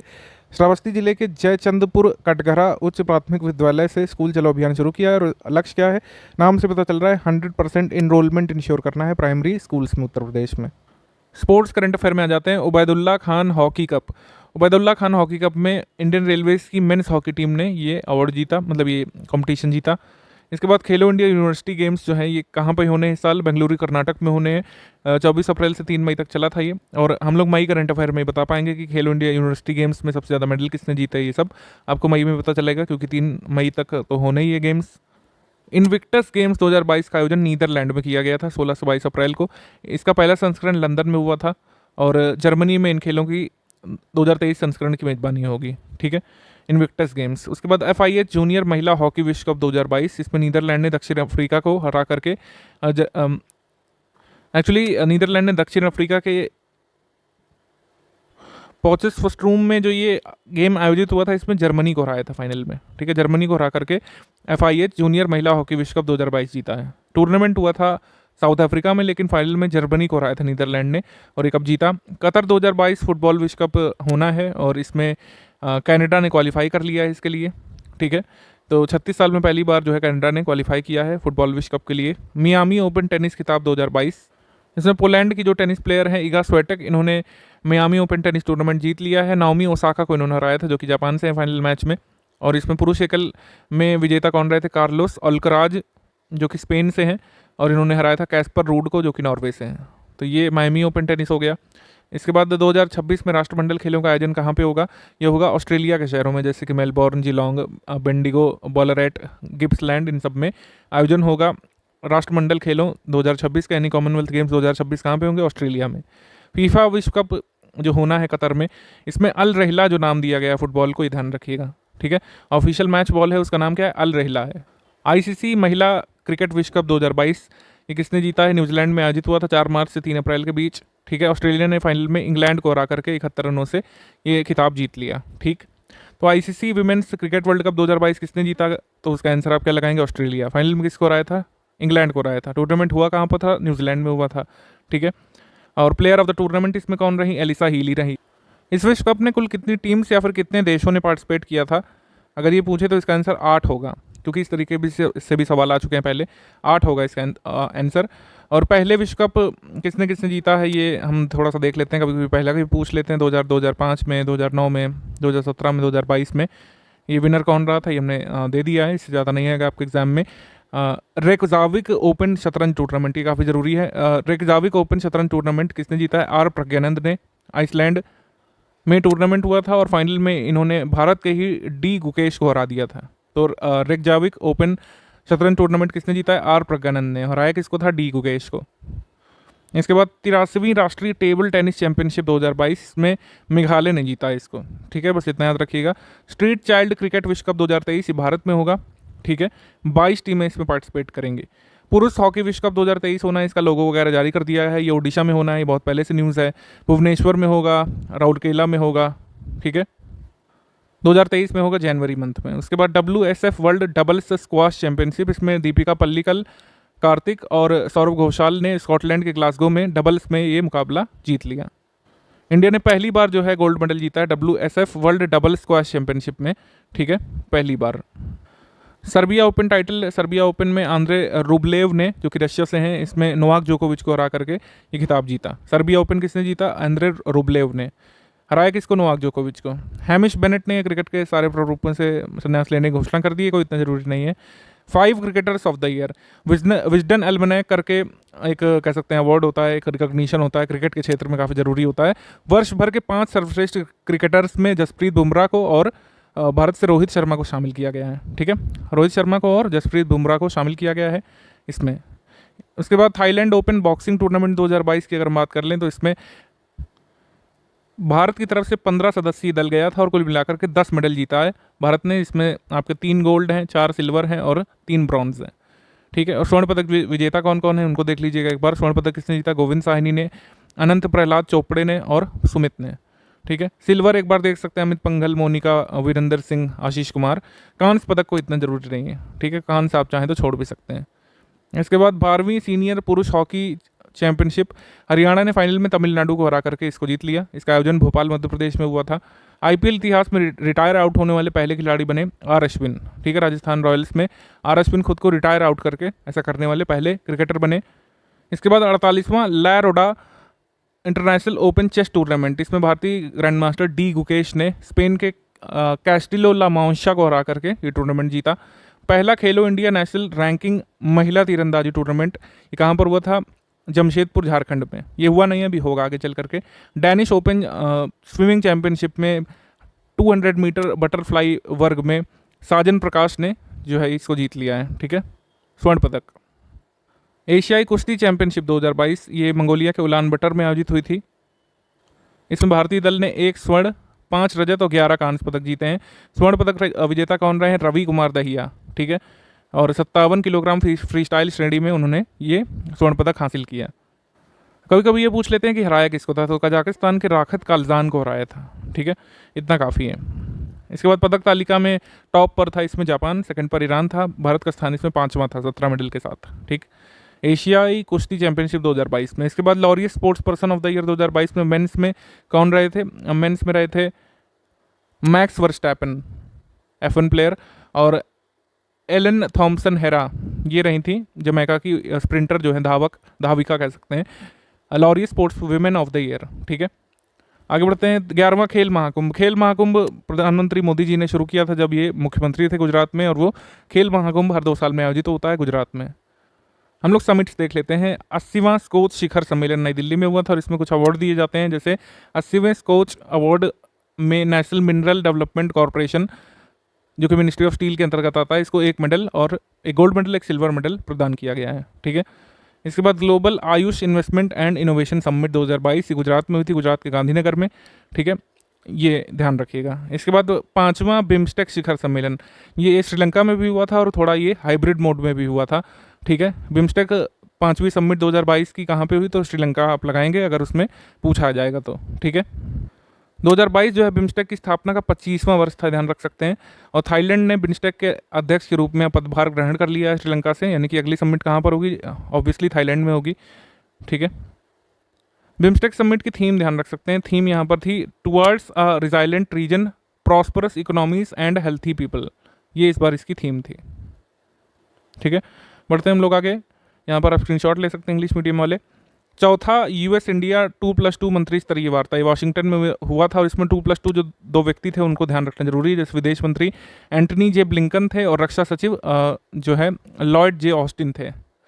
Antony J Blinken, Lloyd J Austin Australia की तरफ, सॉरी माफ़ कीजिएगा, यूएस की तरफ से थे, भारत की तरफ से इनके काउंटर पार्ट थे रक्षा मंत्री राजनाथ सिंह और विदेश मामलों के डॉक्टर एस जयशंकर। क्योंकि 2+2 में एक विदेश मंत्री होते हैं, एक रक्षा मंत्री होते हैं, जैसे वहाँ पर रक्षा सचिव होते हैं, तो ये दोनों पार्टिसिपेट करते हैं। भारत कितने देशों के साथ 2+2 डायलॉग करता है, मैं कई बार आपको बताता रहता हूँ, आप जल्दी से कमेंट करके बता सकते हैं कमेंट सेक्शन में।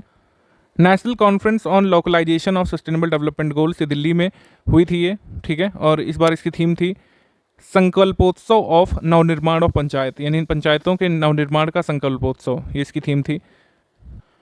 आगे स्मार्ट सिटी स्मार्ट शहरीकरण सम्मेलन, ये हुआ था सूरत में, ठीक है। और थीम वही आज़ादी का अमृत महोत्सव जो चल रहा है वही है। इसके बाद India boat and marine show, India boat and marine show ये केरल में हुआ था। इसके बाद अमृत समागम सम्मेलन ये नई दिल्ली में हुआ था।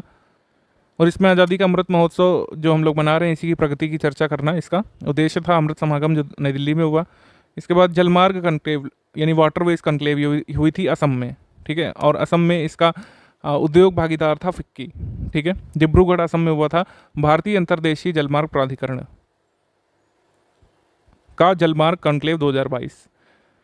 दुनिया के सबसे बड़े साइबर अभ्यास की मेजबानी की गई, वर्ल्ड्स लार्जेस्ट साइबर एक्सरसाइज जो है होस्ट की गई टैलिन एस्टोनिया में, ठीक है। NATO cooperative cyber defence centre for excellence में लॉक्ड शील्ड 2022 के नाम से अंतर्राष्ट्रीय स्तर पर ये लाइव फायर साइबर रक्षा अभ्यास था, जो कि वर्ल्ड का लार्जेस्ट साइबर एक्सरसाइज बताई जा रही है। कहाँ पे हुआ था ये, बस एस्टोनिया के टैलिन में, इतना ध्यान रखना काफ़ी एग्जाम के लिए। इसके बाद पहला अतुल्य भारत अंतर्राष्ट्रीय सम्मेलन ये मुंबई में हुआ था। मुंबई के अतुल्य भारत अंतर्राष्ट्रीय क्रूज सम्मेलन का पहला सम्मेलन आयोजित किया गया था मुंबई बंदरगाह प्राधिकरण मुंबई में। First incredible India international conference Mumbai में हुआ था। एनटीसीए की 20वीं बैठक, एनटीसीए की बैठक जो है हमेशा नई दिल्ली में होती है। पहली बार ऐसा हुआ था कि ये राजधानी के बाहर अरुणाचल प्रदेश में हुई थी। इसकी अध्यक्षता किसने की थी, अध्यक्षता की थी जलवायु परिवर्तन मंत्री भूपेंद्र यादव ने, ठीक है। एनटीसीए की 20वीं बैठक कहाँ पे हुई इस साल, अरुणाचल प्रदेश में। 21वीं वर्ल्ड कांग्रेस ऑफ अकाउंट्स, 21वीं वर्ल्ड कांग्रेस ऑफ अकाउंट्स ये कहाँ पे होगी, भारत में होगी, ठीक है। भारत में पहली बार 118 वर्षों में ये कॉन्क्लेव होगी। भारतीय चार्टर्ड अकाउंटेंट्स संस्थान यानी कि Indian institute of chartered accountants of India के द्वारा ये आयोजित की जाएगी world Congress of accountants. Ranks reports index देख लेते हैं। भारत की बेरोजगारी दर पर centre for monitoring Indian economy करके रिपोर्ट आई है। इसमें मार्च 2022 में बेरोजगारी दर जो है सबसे ज़्यादा कहाँ पर थी, हरियाणा में, फिर राजस्थान में, फिर जम्मू कश्मीर में, फिर बिहार में, फिर त्रिपुरा में, फिर पश्चिम बंगाल में, फिर छत्तीसगढ़ में, ठीक है। छत्तीसगढ़ में जो है अब तक की सबसे कम आंकी गई है इनके अनुसार, ठीक है। तो ये क्रम एक बार ध्यान रखिएगा। राज्य ऊर्जा और जलवायु सूचकांक नीति आयोग का ये आया है और बहुत बहुत ज़रूरी है, इसको तो आना ही आना है आपके यूपीपीसीएस के किसी न किसी आने वाले एग्जाम में। और 12 जून के लिए भी बहुत ज़रूरी है, अपकमिंग एग्जाम के लिए बहुत ज़रूरी है। इसमें ब्रीफ में इतना जानिए कि state energy and climate index का राउंड 1 का इंडेक्स आया है और इसमें discom performance, access, affordability, reliability of energy, clean energy initiatives, energy efficiency, environmental sustainability और न्यू इनिशिएटिव, ये 4 करीब आप मतलब ये 6 करीब मोटे पैरामीटर हैं और इनको 27 इंडिकेटर में फर्दर डिवाइड किया गया है। ये है इन पर आधारित अब इसमें राज्यों को रैंक दी गई है कि कैसे कैसे एनर्जी एफिशिएंसी है हमारे भारत के राज्यों की। तो सबसे पहले इसमें गुजरात है, फिर केरल है, फिर पंजाब है, फिर हरियाणा है, फिर उत्तराखंड है। अब ये इतना जरूरी इंडेक्स है कि आपको इसमें कम से कम टॉप 10 तक भी याद रखना जरूरी है, क्योंकि इसमें इस तरीके का सवाल बन सकता है कि टॉप 10 में कौन सा राज्य शामिल नहीं है, ठीक है। टॉप 10 में उत्तर प्रदेश शामिल नहीं, ध्यान रखिएगा। उत्तर प्रदेश को 13वां स्थान मिला है और स्कोर की बात कर लें तो उत्तर प्रदेश का स्कोर है 41, ये भी आ सकता है, ठीक। उत्तर प्रदेश का score state energy and climate index में नीति आयोग का जो आया है राउंड 1 का, इसमें उत्तर प्रदेश का स्कोर है 41, याद रखिएगा। और रैंक है 13वीं, बिहार की रैंक है 15वीं, टॉप पर है गुजरात। छोटे राज्यों की बात कर लें तो छोटे राज्यों में टॉप पर है गोवा, ठीक है। फिर आगे 3 केंद्र शासित प्रदेश टॉप कम से कम ध्यान रखिए, चंडीगढ़, दिल्ली और दमन दीव और दादर नगर हवेली, ठीक है। सबसे खराब स्थिति है लक्षद्वीप की। इसके बाद Hurun global health care rich list आई है, तो इसमें हेल्थ केयर सेक्टर में सबसे अमीर व्यक्ति हैं, उसमें सबसे पहले नाम आता है डॉक्टर साइरस पूनावाला का, ये ध्यान रखिएगा जरूर, ठीक है। फिर 5वें नंबर पर भारत से हैं दिलीप सांघवी एंड फैमिली। उसके बाद trends in world military expenditure, तो सीपरी के अनुसार भारत का सैन्य खर्च अमेरिका और चीन के बाद दुनिया का तीसरा सबसे अधिक है। भारत का सैन्य खर्च 2022 में 76.6 बिलियन डॉलर था, जो 2020 में की तुलना में थोड़ा सा बढ़ा है। रूस ने लगातार तीसरे वर्ष अपने सैन्य खर्च में वृद्धि की है। तो बस इतना काफ़ी है देखना। Hurun richest self made in the world 2022, Hurun institute के द्वारा self made women in the world की लिस्ट आई है, ठीक है, मतलब अपने आप से बनी महिलाएं जो हैं उसमें सबसे पहले वू यूजुन का नाम आता है, लॉन्गफेयर की संस्थापक है, चाइनीज़ लिस्ट में सबसे ऊपर है, मतलब चीन की है और सूची में सबसे ऊपर है। Hurun richest self made women in the world की कैटेगरी में फैन होंगवेई, ये भी चाइना से है वुमेन, और लांग लाइचुन ये भी आपकी चीन की है। भारत से कौन है? फाल्गुनी नायर है, ठीक है, और राधा वेम्बू है और किरण मजूमदार है, इनके नाम जरूर ध्यान रखिएगा। बाकी बढ़ते हैं हम लोग आगे, ठीक है। भारत का शीर्ष सब्जी उत्पादक राज्य जो है अभी तक वेस्ट बंगाल बना हुआ था, लेकिन एक बार फिर से उत्तर प्रदेश ने इसको पीछे छोड़ दिया है और वेस्ट बंगाल जो है सेकंड नंबर पर है सब्जी उत्पादन में, और फिर से सब्जियों का सबसे बड़ा उत्पादक राज्य बन गया है उत्तर प्रदेश, ठीक है, उत्तर प्रदेश है, और फिर आपका पश्चिम बंगाल है, फिर मध्य प्रदेश है, फिर बिहार है, फिर महाराष्ट्र है। इस तरीके से लेटेस्ट आंकड़ा आया है, मिसलेनियस में अपडेट कर लीजिएगा। उसके बाद भारत में अत्यधिक गरीबी में मतलब ये decline in extreme poverty in India, world bank policy research का एक वर्किंग पेपर छपा था, यहाँ पर अनुसंधान कार्यपत्र छपा था, इसमें बताया गया था कि एक्सट्रीम पॉवर्टी जो भारत में है उसमें कमी देखी जा रही है। भारत में अत्यधिक गरीबी दर 2011 में 22.5% थी, अभी गिर करके 10.2% हो गई है, ऐसा कहा जा रहा है, ठीक है। इसके बाद फोर्ब्स अरबपतियों की जो लिस्ट आई है, दुनिया के सबसे अमीर लोगों की फोर्ब्स की लिस्ट आई है, इसमें सबसे टॉप पर है एलॉन मस्क और 10वें पर मुकेश अंबानी, इतना काफ़ी होगा आपके लिए ध्यान रखना, ठीक है। और सबसे अमीर भारतीयों की बात कर लें तो मुकेश अंबानी है, फिर गौतम अडानी है, फिर शिव नादर है, फिर साइरस पूनावाला है। और महिलाओं की सूची में सावित्री जिंदल सबसे पहले हैं, फिर फाल्गुनी नायर, फिर लीना तिवारी हैं, ये है कुल मिलाकर। अब आ जाते हैं हम लोग एमसीक्यू वाले सेक्शन पर।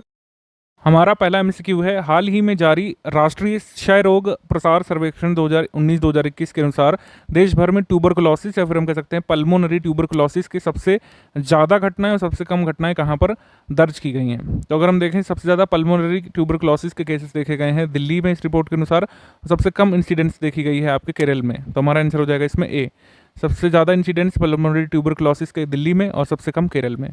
दिल्ली में अभी आर्थिक सर्वेक्षण जारी किया है और दिल्ली राजधानी को देश के सबसे समृद्ध राज्यों और केंद्र शासित प्रदेशों में से एक बताया है। दिल्ली की प्रति व्यक्ति आय सभी राज्यों और केंद्र शासित प्रदेशों में तीसरे स्थान पर है, पहले स्थान पर गोवा है प्रति व्यक्ति आय के मामले में, और दूसरे स्थान पर सिक्किम है। तो हमारा आंसर इसमें हो जाएगा सी, बोथ 1 and 2 करेक्ट, ठीक है, सी सही है यहाँ पर।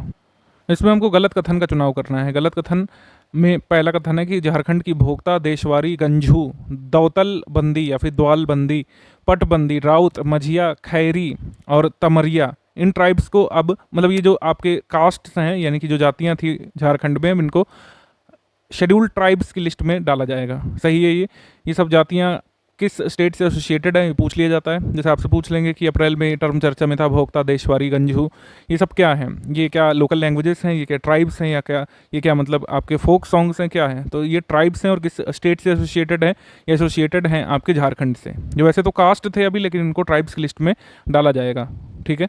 देश का सबसे पहला राज्य कौन सा बना है जो चयनित स्थानों पर कार्बन न्यूट्रल कृषि के तरीकों को अपनाएगा? इसमें लिखा हुआ है वो केरल है। तो दोनों ही स्टेटमेंट यहाँ पे सही हैं, तो हमारा आंसर हो जाएगा डी। जो दोनों स्टेटमेंट सही हैं तो कोई भी कथन गलत नहीं है। 12वें नंबर का राष्ट्रीय संस्कृति महोत्सव 2022 है, उसके बारे में बताना है कौन सा कथन सही है। सबसे पहले तो आप ये याद रखिएगा कि अप्रैल में जो संस्कृति महोत्सव हुआ था ये 12वां संस्करण था कुल मिलाकर के, ठीक है। तो 12वां संस्करण ये हुआ था आंध्र प्रदेश में, इसका इनॉग्रेशन हुआ था, ठीक है, आंध्र प्रदेश में, और ये 2 दिवसीय फेस्टिवल था, 26 और 27 मार्च तक ये चला था, सही है।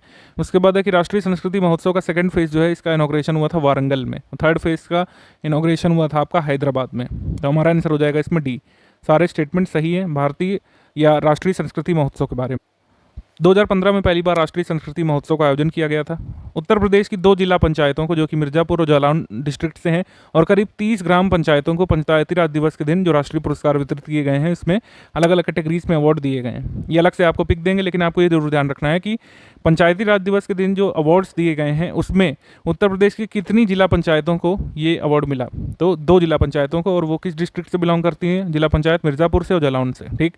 और 2022 में दक्षिण माबुओंग गांव जो है मिजोरम का, ये राष्ट्रीय पंचायत पुरस्कार से सम्मानित किया गया है इसी पुरस्कारों में। तो हमारा आंसर हो जाएगा सी, बोथ 1 and 2 करेक्ट। विकेंद्रीकृत अपशिष्ट प्रबंधन प्रौद्योगिकी पार्क के बारे में बताना है कौन सा कथन गलत है। तो पहला है कि 29 मार्च 2022 को वेस्ट टू हेल्थ मिशन के तहत पूर्वी जाफराबाद नई दिल्ली में एक विकेंद्रीकृत अपशिष्ट प्रबंधन प्रौद्योगिकी पार्क का उद्घाटन किया गया, जो कि सही है, ठीक। इसके बाद इस पार्क का उद्घाटन हमारे उस समय यानी कि 29 मार्च को जो हमारे प्रिंसिपल साइंटिफिक एडवाइज़र थे के विजय राघवन, उन्होंने किया। ठीक है, अब तो खैर सूद जी आ गए हैं तो ये नहीं है, ये ध्यान रखिएगा थोड़ा सा।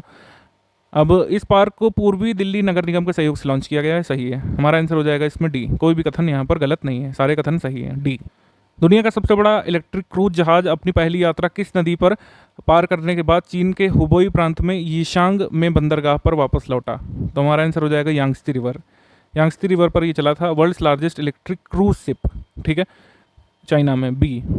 8 अप्रैल 2022 को समाप्त हुए सप्ताह के दौरान भारत का विदेशी मुद्रा भंडार कितने डॉलर की कमी के साथ इतना रह गया? तो भारत का विदेशी मुद्रा भंडार इतना था, ये आपको याद रखना है। और इसमें कमी कितने की हुई थी? इसमें कमी हुई थी इतने की। ठीक है, 2.471 बिलियन की कमी के साथ ही रह गया था इतना। अदालत के आदेशों को इलेक्ट्रॉनिक मोड के माध्यम से सुरक्षित और तेज़ी से प्रसारित करने के लिए सुप्रीम कोर्ट ने जो फास्टर सॉफ्टवेयर लॉन्च किया है, इसको एक्चुअली में किसने लॉन्च किया? तो इसको हमारे जो CJI इस समय एन वी रमन, उन्होंने लॉन्च किया था, सी। ठीक है, तो फास्टर जो है इसका फुल फॉर्म लिखा हुआ है fast and secure transmission of electronic records, और ये किसने जारी किया है? सुप्रीम कोर्ट ने, ये ध्यान रखिएगा। उसके बाद नवाचारों को बढ़ावा देने के लिए हाल ही में मंथन आइडियोथॉन किस ऑर्गेनाइजेशन ने शुरू किया? तो सेबी ने, NSE ने, BSE ने और NSDL ने, इन सब ने मिलकर के किया था, और इसको इनॉग्रेट किया था माधवी पुरी बुच ने। ठीक है, बी। इंडिया की जो विदेश व्यापार नीति है यानी फॉरेन ट्रेड पॉलिसी 2015 से 20 तक थी, इसको फिर बढ़ाया गया था आगे। अब और कितने दिन के लिए बढ़ा दिया गया आपको बताना है। इसको आगे और 6 महीने के लिए बढ़ा दिया गया है। अब ये वैलिड रहेगी मतलब मार्च 2022 तक। ठीक है, मतलब ये मार्च 2022 तक वैलिड थी, इसको आगे 6 महीने के लिए बढ़ा दिया है, सितंबर 2022 तक के लिए। ठीक है, इसके बाद गलत कथन का चयन करना है। भारतीय मौसम विभाग IMD के विश्लेषण के अनुसार भारत ने 121 वर्षों में इस साल औसतन मार्च महीने में अपने सबसे गर्म दिन को दर्ज किया है, सही है। इसके बाद India has contributed USD 5 lakh to UN women, जो कि यूनाइटेड नेशंस की एजेंसी UN विमेन, इसको भारत ने जो है 5 लाख US का यहाँ पर कंट्रीब्यूशन दिया है, सही है ये। उसके बाद सूरत गुजरात में जो है ये भारत का पहला सिटी बन गया है जहाँ पर प्रोसेस्ड स्टील लैग से एक रोड बनाई गई है। ठीक है, प्रोसेस्ड स्टील स्लैग से, जो कि एक इंडस्ट्रियल वेस्ट माना जाता है, उससे रोड कहाँ पे बनाई गई? सूरत गुजरात में। हमारा आंसर हो जाएगा डी। सारे कथन सही है, कोई भी जो इनकरेक्ट नहीं है। अगला कथन है कि क्वार जल विद्युत परियोजना केंद्र शासित प्रदेश जम्मू कश्मीर और कश्मीर के किश्तवाड़ डिस्ट्रिक्ट में चेनाब नदी पर स्थापित किया जाएगा। क्वार हाइड्रो इलेक्ट्रिक प्रोजेक्ट चेनाब नदी पर किश्तवाड़ डिस्ट्रिक्ट जम्मू कश्मीर में स्थापित किया जाएगा, सही है। इसके बाद HDFC बोर्ड ऑफ डायरेक्टर्स ने अप्रूव किया था कि HDFC बैंक, जो कि India's largest private sector bank है, इसको इंडियाज़ लार्जेस्ट हाउसिंग फाइनेंस जो है HDFC फाइनेंस, उससे मर्ज कर दिया जाए। तो ये दोनों मर्ज हो गए हैं। ठीक है, तो हमारा आंसर हो जाएगा सी, बोथ 1 and 2 करेक्ट। अगला क्वेश्चन है भारत का व्यापार घाटा 2020-21 में इतने डॉलर से 87.5% बढ़कर के इतना हो गया। ठीक है, और वित्त वर्ष 2021-22 में भारत का व्यापारिक निर्यात 418 बिलियन डॉलर के रिकॉर्ड उच्च स्तर पर दर्ज किया गया। ठीक है, तो हमारा आंसर हो जाएगा इसमें सी, बोथ 1 and 2 करेक्ट है। अप्रैल मंथ में अभी अब तक का हाईएस्ट GST कलेक्शन हुआ है। ठीक है, उसको भी एक बार ध्यान रखिएगा। GST कलेक्शन अप्रैल 2022 में हुआ है 1.68 लाख करोड़ का। ठीक है, याद रखिएगा फिगर। 5 अप्रैल 2022 को सिंगल यूज़ प्लास्टिक्स के प्रयोग को एलिमिनेट करने के उद्देश्य से विजन से एक मैस्कॉट जारी किया गया है जिसका नाम है प्रकृति। ठीक है, इसमें कुल मिलाकर अवेयरनेस क्रिएट की जाएगी कि सिंगल यूज़ प्लास्टिक्स को किसी भी तरीके 2022 तक हमको इरेडिकेट करना है भारत से। ठीक है, तो हमारा आंसर इसमें हो जाएगा ऑप्शन नंबर डी, सारे सही है। प्रकृति मैस्कॉट किससे एसोसिएटेड है? सिंगल यूज़ प्लास्टिक्स को एलिमिनेट करने से। नेक्स्ट क्वेश्चन, निम्नलिखित में से किस देश में ग्रीन स्टील का उत्पादन किया जाएगा? तो ग्रीन स्टील का उत्पादन किया जाएगा स्वीडन में। ठीक है, स्वीडन। उसके बाद अप्रैल 2022 में digital dashboard for district Ganga committees performance monitoring system अभी किसने लॉन्च किया है? लॉन्च किया है गजेंद्र सिंह शेखावत ने, ऑप्शन नंबर ए। हाल ही में किस देश को संयुक्त राष्ट्र मानवाधिकार परिषद से निलंबित कर दिया गया है? तो ये है आपका रशिया। ठीक है, ये चीज़ पूरी न्यूज़ में आई थी और यूएस ने इसको प्रपोज किया था। US was the first nation to propose Russia suspended from military aggression in Ukraine. मतलब सबसे पहले यूक्रेन में सैन्य आक्रमण पर रशिया को निलंबित करने का प्रस्ताव पेश किया था। अच्छा, एक चीज़ और है कि क्या ये रशिया पहला ऐसा नेशन है जिसको ह्यूमन राइट्स नेशनल मतलब ये United Nations human rights council ने सस्पेंड किया है? ऐसा नहीं है, ये दूसरा कंट्री है। सबसे पहले जो है सस्पेंड हो चुका है वो है लीबिया। लीबिया सस्पेंड हो चुका है, याद रखिएगा, ये बहुत ज़रूरी है। ये पूछा जा सकता है कि रशिया से पहले ह्यूमन राइट्स काउंसिल ने किसे सस्पेंड किया था? तो लीबिया को। हमारा अगला सवाल है कि चीन के एक नए पृथ्वी अवलोकन उपग्रह को लॉन्च किया गया है अप्रैल 2022 में, उसका नाम बताना है। तो उसका नाम है गाओफेन 303। गाओफेन 303 ये अप्रैल 2022 में लॉन्च किया गया है। ठीक है, बाकी गॉफेन 302 लॉन्च किया जा चुका है इससे पहले, और गॉफेन 3 लॉन्च किया जा चुका है इससे पहले। नीति आयोग के अटल इनोवेशन मिशन को कब तक जारी रखने की मंजूरी दे दी गई है? इसको 1 साल के लिए और बढ़ा दिया गया है, ये अब जारी रहेगा मार्च 2023 तक। नेक्स्ट क्वेश्चन है कि माधवपुर घेड़ मेला के बारे में कौन सा कथन सही है? 10 अप्रैल 2022 को प्रेसिडेंट रामनाथ कोविंद जी ने इसको इनॉग्रेट किया था, माधवपुर घेड़ मेला को। ये 5 दिवसीय कल्चरल फेयर है, ऑर्गेनाइज किया जाता है माधवपुर में, जो कि 60 किलोमीटर दूर है पोरबंदर डिस्ट्रिक्ट, गुजरात में। तो हमारा आंसर सही हो जाएगा इसमें सी, बोथ 1 and 2 करेक्ट। प्रधानमंत्री संग्रहालय के बारे में कौन सा कथन सही है? 14 अप्रैल 2022 को पीएम मोदी जी ने इसका इनॉग्रेशन किया नई दिल्ली में, सही है। ठीक है, और जितने भी प्राइम मिनिस्टर्स रहे हैं उनका कंट्रीब्यूशन इसमें दिखलाया गया है। इस संग्रहालय में भारत के प्रधानमंत्रियों का क्या क्या कंट्रीब्यूशन रहा है वो सब दिखाया गया है। 10,000 स्क्वायर मीटर लैंड जो कि नेहरू मेमोरियल म्यूजियम लाइब्रेरी पर थी त्रिमूर्ति भवन में, उसके पास ही बनाया गया है। पहले ये नेहरू मेमोरियल के नाम से ही जाना जाता था, अब इसका रिनेम किया गया है, इसको प्रधानमंत्री संग्रहालय कहा गया है। ठीक है, तो इसमें हमारा आंसर हो जाएगा D, all of the above correct. Assam के दीमा हसाओ जिले से महापाषाण काल के कुछ पत्थर मिले हैं, मेगालिथिक स्टोन जार मिले हैं। ठीक है, हाल में वर्ल्ड बैंक ने पहले प्रेडिक्ट किया था कि इंडिया की जीडीपी 8% से, मतलब 8.7% से बढ़ेगी, अब इसको थोड़ा सा घटा लिया है। रिजर्व बैंक का अब मानना है कि 2022-23 में भारत की जीडीपी की ग्रोथ रहेगी 8% के हिसाब से। ठीक है, पहले कितनी आंकी थी इन्होंने? 8.7%। इसके बाद अभी तक 14 सेक्टर में पीएलआई स्कीम अप्रूव की जा चुकी है। पीआईबी मत देखिएगा, उसमें 13 दिखा रहा है जो कि गलत है। इन्वेस्ट इंडिया की वेबसाइट पे देखिएगा, 14 सेक्टर अभी तक अप्रूव किए जा चुके हैं। तो लास्ट सेक्टर अप्रूव किया गया था वो सितंबर 2021 में था, ड्रोन एंड ड्रोन कंपोनेंट्स। ठीक है, 14 सेक्टर्स में से सबसे ज़्यादा जो एलोकेशन किया गया है वो किसके लिए किया गया है? वो किया गया है इलेक्ट्रॉनिक्स के लिए, ध्यान रखिएगा। हैवी इलेक्ट्रॉनिक्स के लिए सबसे ज़्यादा स्कीम आउटले रखा गया है इन पीएलआई स्कीम्स में से। ठीक है, तो हमारा आंसर हो जाएगा इसमें D, all of the above statement correct है। ठीक है, उपरयुक्त तो सभी सही।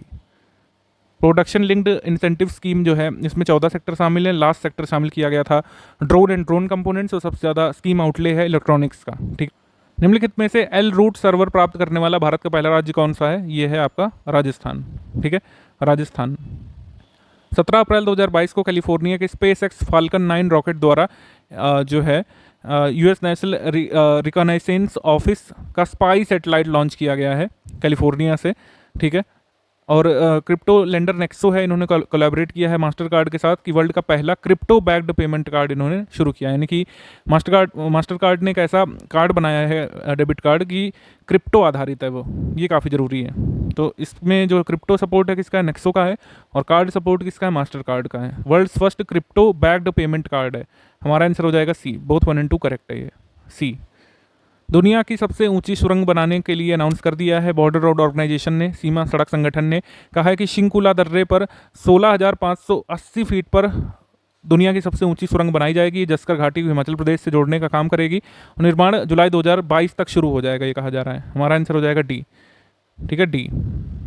अभी बीआरओ ने पिछले साल अगस्त में वर्ल्ड्स हाईएस्ट मोटरेबल रोड बनाई थी। आप जल्दी से कमेंट करके बताइए कि वो किस राज्य में बनाई थी। ठीक है, इसके बाद राष्ट्रीय साइबर सुरक्षा घटना प्रतिक्रिया अभ्यास के बारे में बताना है कौन सा सही है। ठीक है, इसको 18 अप्रैल 2022 को राष्ट्रीय सुरक्षा सलाहकार अजीत डोभाल द्वारा जो है उद्घाटन इसका किया गया था। 29 अप्रैल तक इसको आयोजित किया जाना है, और इसमें कुल मिलाकर की साइबर सिक्योरिटी के बारे में मंथन होना था। ठीक है, हमसे पूछ सकते हैं सिंपली इसमें कि national cyber security incident response exercise कब हुई थी? तो ये अप्रैल 2022 में हुई थी। ठीक है, बहुत ज़्यादा डीप में जाने की जरूरत नहीं है, आंसर हो जाएगा इसमें D, all of the above correct. 19 अप्रैल 2022 को किस राज्य की सरकार ने अपना पहला स्पेस टेक फ्रेमवर्क लॉन्च किया है? तो ये लॉन्च किया है तेलंगाना ने, ऑप्शन नंबर सी, तेलंगाना। इस लॉन्च इवेंट को मेटावर्स पर होस्ट किया गया था, जिससे देश का पहला ऐसा आधिकारिक इवेंट बन गया है। ठीक है, इसके बाद भारत का पहला वाणिज्यिक ग्रेड ग्रीन हाइड्रोजन उत्पादन संयंत्र का उद्घाटन कहाँ पे किया गया है? ये किया गया है जोरहाट, असम में। ठीक है, ऑप्शन नंबर ए, Jorhat, Assam. Indian oil limited ने जोरहाट, असम में भारत का पहला वाणिज्यिक ग्रेड का ग्रीन हाइड्रोजन उत्पादन संयंत्र शुरू किया है। भारत की पहली डिजिटल बस सेवा के संदर्भ में कौन सा सही है? 20 अप्रैल को महाराष्ट्र के राज्य पर्यावरण मंत्री आदित्य ठाकरे ने मुंबई में पहले पूरी तरीके से संचालित डिजिटल बस का उद्घाटन किया, सही है। और इसमें टिकट प्रणाली का डिजिटलाइजेशन बढ़ाना इसका उद्देश्य है, और ये लॉन्च की गई है गेटवे ऑफ इंडिया से चर्च गेट तक के लिए। Tap in tap out facility इसमें है। हमारा आंसर हो जाएगा D, all of the above correct. Bharat का पहला पोर्टेबल सोलर रूफटॉप सिस्टम कहाँ पे लगाया गया है? ये लगाया गया है आपका गांधीनगर, गुजरात में, ऑप्शन नंबर ए।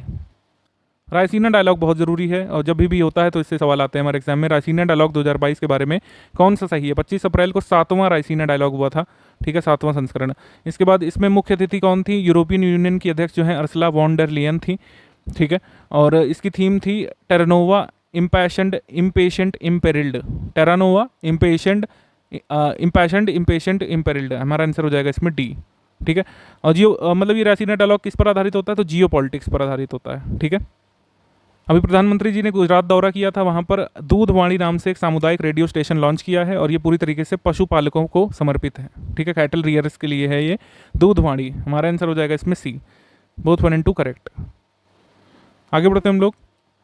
निम्नलिखित में से कौन सा कथन सही है? खेलो इंडिया यूथ गेम्स 4 से 13 जून को होंगे और प्रतियोगिताएं कहाँ पर होगी? पंचकुला के अलावा शाहबाद, अंबाला, चंडीगढ़, दिल्ली में भी होगी, सही। इसके बाद है कि यूक्रेन और रूस के गेहूं के सबसे बड़े आयातक देशों में से एक रहे मिस्र ने भारत को गेहूं आपूर्तिकर्ता के रूप में मंजूरी दी है। यानी कि जो इजिप्ट है अभी तक सबसे ज़्यादा अपना गेहूं खरीदता रहा है, किससे?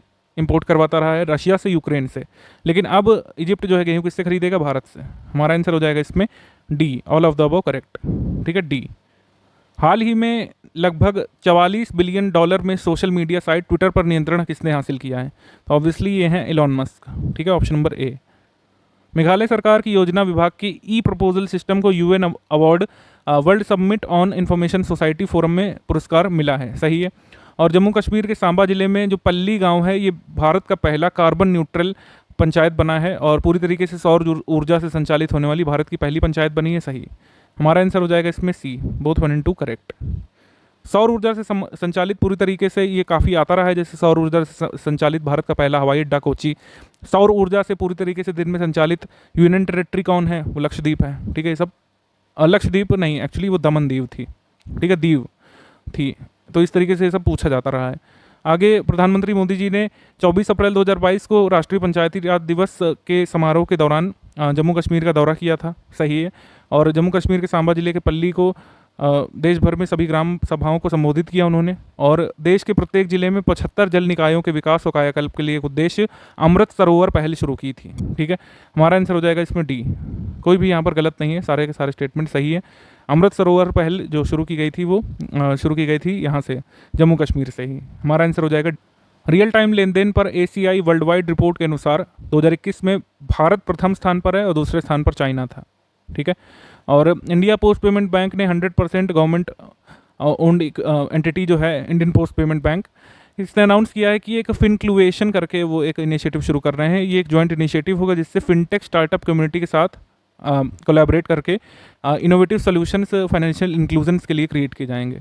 तो वित्तीय समावेशन पर ही पूरा ये निकाय आधारित है, इंडिया पोस्ट पेमेंट बैंक लाया गया था। तो इसने क्या लॉन्च किया है? फिनक्लुएशन। फिनक्लुएशन के जरिए फाइनेंशियल इंक्लूजन को बढ़ावा देंगे, जिसमें फिनटेक स्टार्टअप का सहयोग लिया जाएगा। हमारा आंसर हो जाएगा इसमें सी। अब कई बार ऐसा होता है कि इस पूरे पैराग्राफ में से ही पूरा सवाल नहीं आता है, आपसे सिंपली जो है पूछ लेते हैं कि जो ये टर्म है फिनक्लुएशन ये किससे एसोसिएटेड है। तो उसका आंसर आपको ऑप्शंस में से चूज़ करना पड़ता है। ऑप्शन हो सकता है आरबीआई, ऑप्शन हो सकता है सेबी, ऑप्शन हो सकता है वर्ल्ड बैंक, ऑप्शन हो सकता है आपका इंडिया पोस्ट पेमेंट बैंक। तो इंडिया पोस्ट पेमेंट बैंक हमारा आंसर हो जाएगा। हमारा आंसर इस क्वेश्चन में होगा B, C 1 and 2 both correct. देश में पहली बार मछुआरों की आजीविका में सुधार लाने के लिए तमिलनाडु में एक सीवीड पार्क स्थापित किया जाएगा, सही है। उसके बाद अमेरिका में फूड एंड ड्रग एडमिनिस्ट्रेशन ने इंस्पेक्ट IR कोविड-19 ब्रेथलाइजर के आपातकालीन उपयोग के लिए मंजूरी दी है, सही है। हमारा आंसर हो जाएगा सी, बोथ 1 and 2। ब्रेथलाइजर क्या करेगा कि मतलब सांस से ही पता चल जाएगा कि जो है कोविड-19 से कह सकते हैं इन्फेक्शन है कि नहीं। जैसे ब्रेथलाइजर अल्कोहल का पता लगाने के लिए की जाते हैं, अल्कोहल किसी ने कंज्यूम किया है कि नहीं, इसी प्रकार से ब्रीथिंग से ही या ब्रीथ से ही पता लगा लिया जाएगा कि कोविड-19 संक्रमण है कि नहीं। आहार मेला का 36वां संस्करण, इसके बारे में कौन सा कथन सही है? एपीडा ने इसको ऑर्गेनाइज किया था, ठीक है, 26 से 30 अप्रैल के बीच। और एपीडा पवेलियन की थीम थी promotion of GI products for export, दोनों कथन सही। और इसमें 80 एक्सपोर्टर्स ने पार्टिसिपेट किया था और एशियाज बिगेस्ट फूड फेयर ये था, कह सकते हैं ये आपका आहार मेला 2022। हमारा आंसर हो जाएगा डी, उपर्युक्त सभी सही। इंग्लैंड टीम के कप्तान जो रूट ने कप्तानी छोड़ दी है, ठीक है, ये सही स्टेटमेंट है।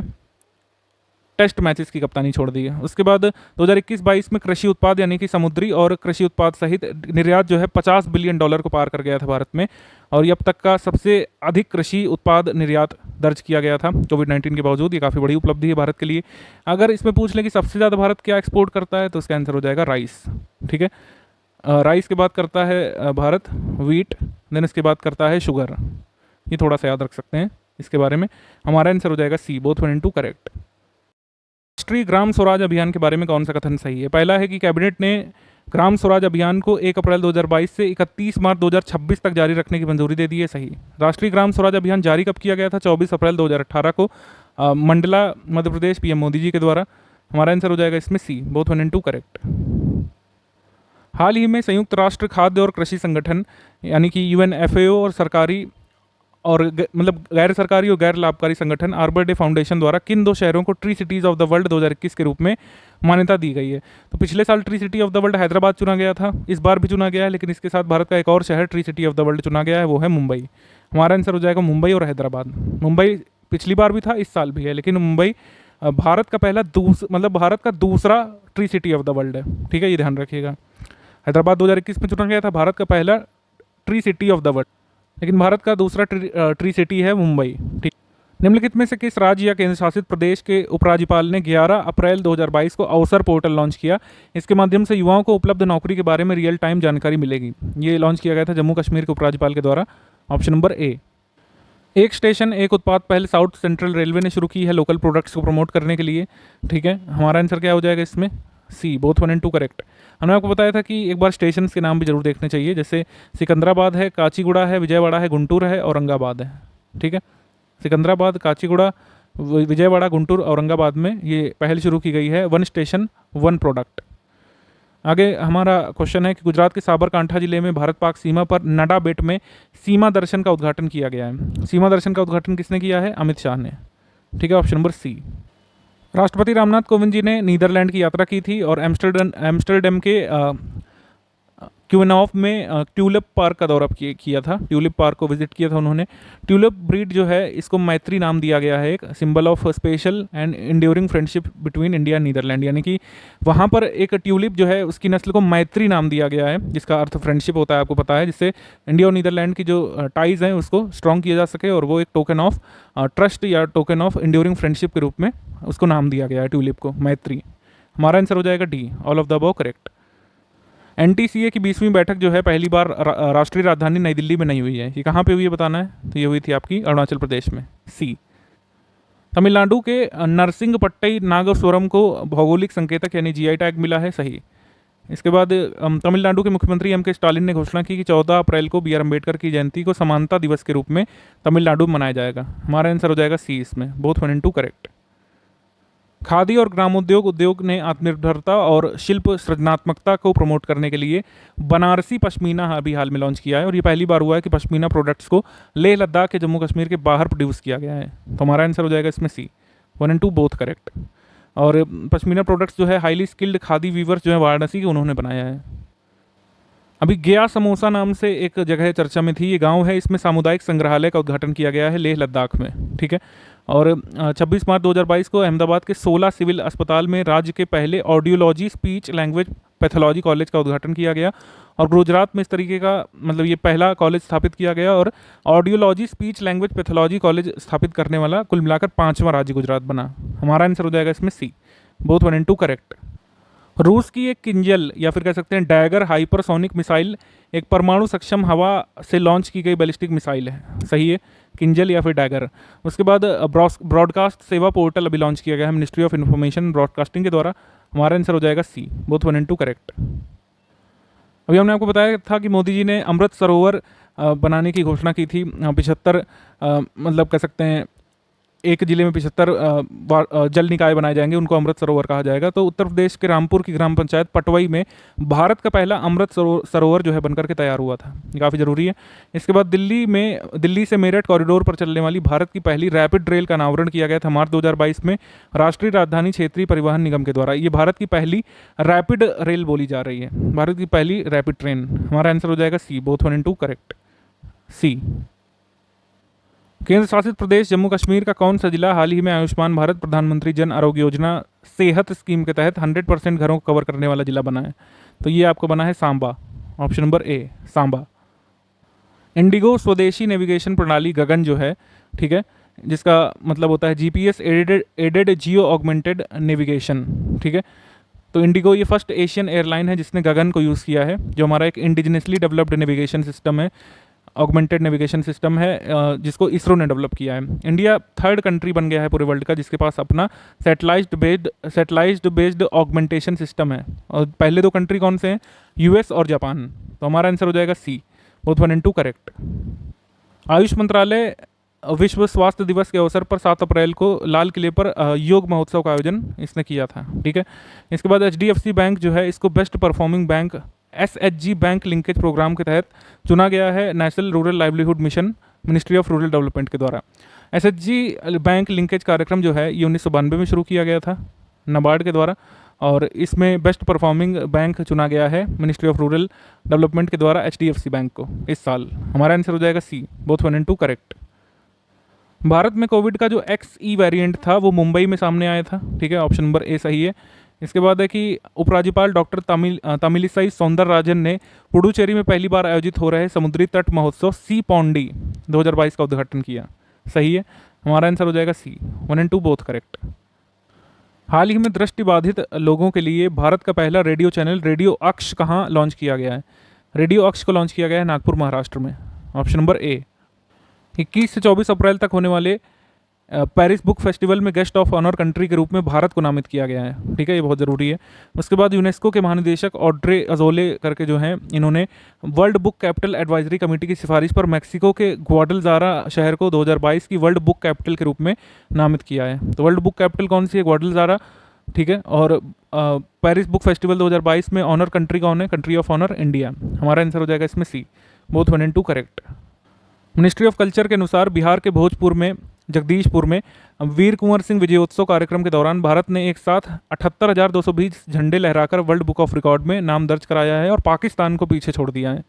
हमारा आंसर इसमें क्या होगा? पहला स्टेटमेंट तो सही है। तो जगदीशपुर में कार्यक्रम हुआ था, ठीक है। और अभी minister of state for culture and external affair Meenakshi Lekhi ने अभी लॉन्च किया है वेबसाइट मंदिर 360, मंदिर 360। हमारा आंसर हो जाएगा सी, बोथ 1 और 2 करेक्ट इसमें, सी। ब्लूमबर्ग बिलियनियर इंडेक्स की रिपोर्ट के अनुसार अडानी ग्रुप के चेयरपर्सन गौतम अडानी भारत और एशिया के सबसे अमीर व्यक्ति बन गए हैं, सही। अडानी दुनिया के सबसे अमीर लोगों की ब्लूमबर्ग सूची में 10वें स्थान पर है वर्ल्ड लेवल पर। मुकेश अंबानी 11वें स्थान पर हैं, ठीक है। आगे यहाँ पर है कि देश भर में अंग्रेजी कैलेंडर की जगह भारतीय कैलेंडर को भी अब मान्यता दी जाएगी। केंद्र सरकार की पहल से अब एक जैसी त्यौहार तिथि और दिन तय करने के लिए नेशनल कैलेंडर बनाया जाएगा। मुंबई के आर्बर डे फाउंडेशन और संयुक्त राष्ट्र के खाद्य और कृषि संगठन द्वारा 2021 tree city of the world के रूप में मुंबई को मान्यता मिली है, सही। हमारा आंसर क्या हो जाएगा इसमें? सी, बोथ 1 और 2 करेक्ट।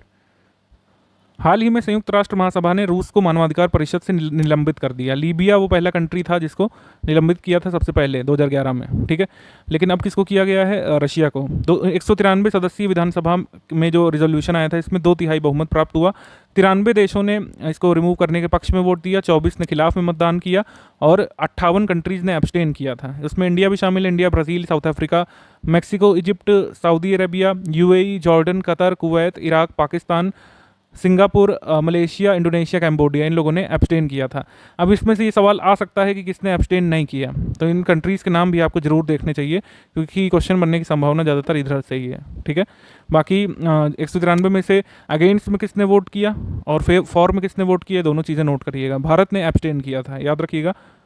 हाल ही में किस राज्य के कैबिनेट ने घोषणा की है कि सभी मंत्री और विधायक स्वयं के आयकर का भुगतान अपनी सैलरी से करेंगे और राज्य के खजाने से यानी स्टेट ट्रेजरी से जो पहले टैक्स दिया जाता था उनका उसको समाप्त कर दिया गया है। पहले ऐसा चलन जो है उत्तर प्रदेश में भी था और 2019 में इसको ख़त्म किया गया था कि स्टेट ट्रेजरी से जो है टैक्स नहीं दिया जाएगा मंत्री और विधायकों का।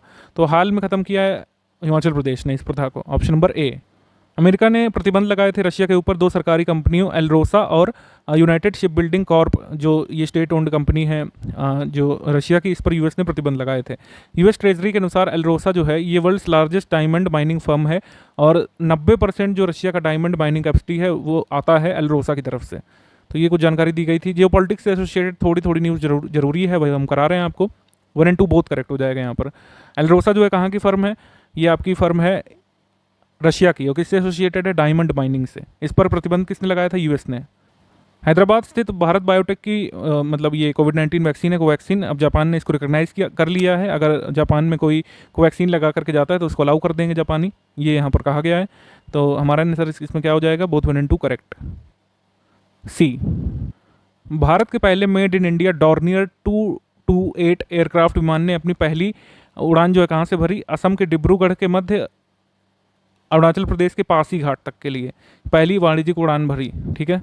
इनइक्वालिटी किल्स के नाम से रिपोर्ट किसके द्वारा जारी की जाती है, ऑक्सफैम इंटरनेशनल के द्वारा। इनइक्वालिटी वायरस नाम से रिपोर्ट किसके द्वारा जारी की जाती है, ऑक्सफैम के द्वारा ही। ठीक है, तो हमारा आंसर क्या हो जाएगा इसमें, C, both 1 and 2 correct. Inequality kills report Oxfam international ने जारी की थी अप्रैल 2022 में। और इंडिया फर्स्ट डॉर्नियर 228 एयरक्राफ्ट, इसने अपनी पहली कॉमर्शियल फ्लाइट भरी थी उड़ान डिब्रूगढ़ से लेकर के पासीघाट अरुणाचल प्रदेश तक। ये उत्तर प्रदेश करंट अफेयर के लिए काफ़ी जरूरी है। 7वां भारत जल सप्ताह, इसका आयोजन 1 से 5 नवंबर 2022 को India expo centre greater Noida NCR में होगा। ठीक है। और इक्विटी के साथ साथ विकास के लिए जल सुरक्षा, यानी कि water security for sustainable development with equity, ये इसकी थीम रहेगी। हमारा आंसर क्या हो जाएगा इसमें, C, both 1 and 2 correct. Howrah और कोलकाता के बीच मेट्रो कनेक्टिविटी स्थापित करने के लिए हुगली नदी के नीचे कोलकाता में भारत की पहली अंडर वाटर टनल का निर्माण हो रहा है। 2023 तक इसे पूरी तरीके से चालू कर दिया जाएगा। सही है ये। उसके बाद सेकंड क्वेश्चन है कि पैट्रिक आशी जो है ये रीअपॉइंट किए गए हैं आइवरी कोस्ट के प्राइम मिनिस्टर के रूप में। आइवरी कोस्ट जो है ये कंट्री है अफ्रीकन कॉन्टिनेंट में, दक्षिण में। ठीक है, हमारा आंसर क्या हो जाएगा इसमें, सी, बोथ 1 and 2 करेक्ट। ये भी करेक्ट है, ये भी करेक्ट है, आंसर हो जाएगा इसमें सी। इंडियन रेलवेज ने कहा है कि वर्ष 2021 ईयर ऑफ मेजर चेंज रहा है रेलवेज के लिए। रेलवे ने एक नया टूरिज्म प्रोडक्ट लॉन्च किया है, थीम बेस्ड ट्रेन भारत गौरव। ठीक है, रेलवे ने गांधीनगर राजधानी, मतलब ये रेलवे ने कंप्लीट कर लिया रीडेवलपमेंट प्रोजेक्ट गांधीनगर राजधानी और रानी कमलापति स्टेशंस का। हमारा आंसर हो जाएगा सी। सभी कथन सही हैं रेलवे की अपडेट्स के बारे में।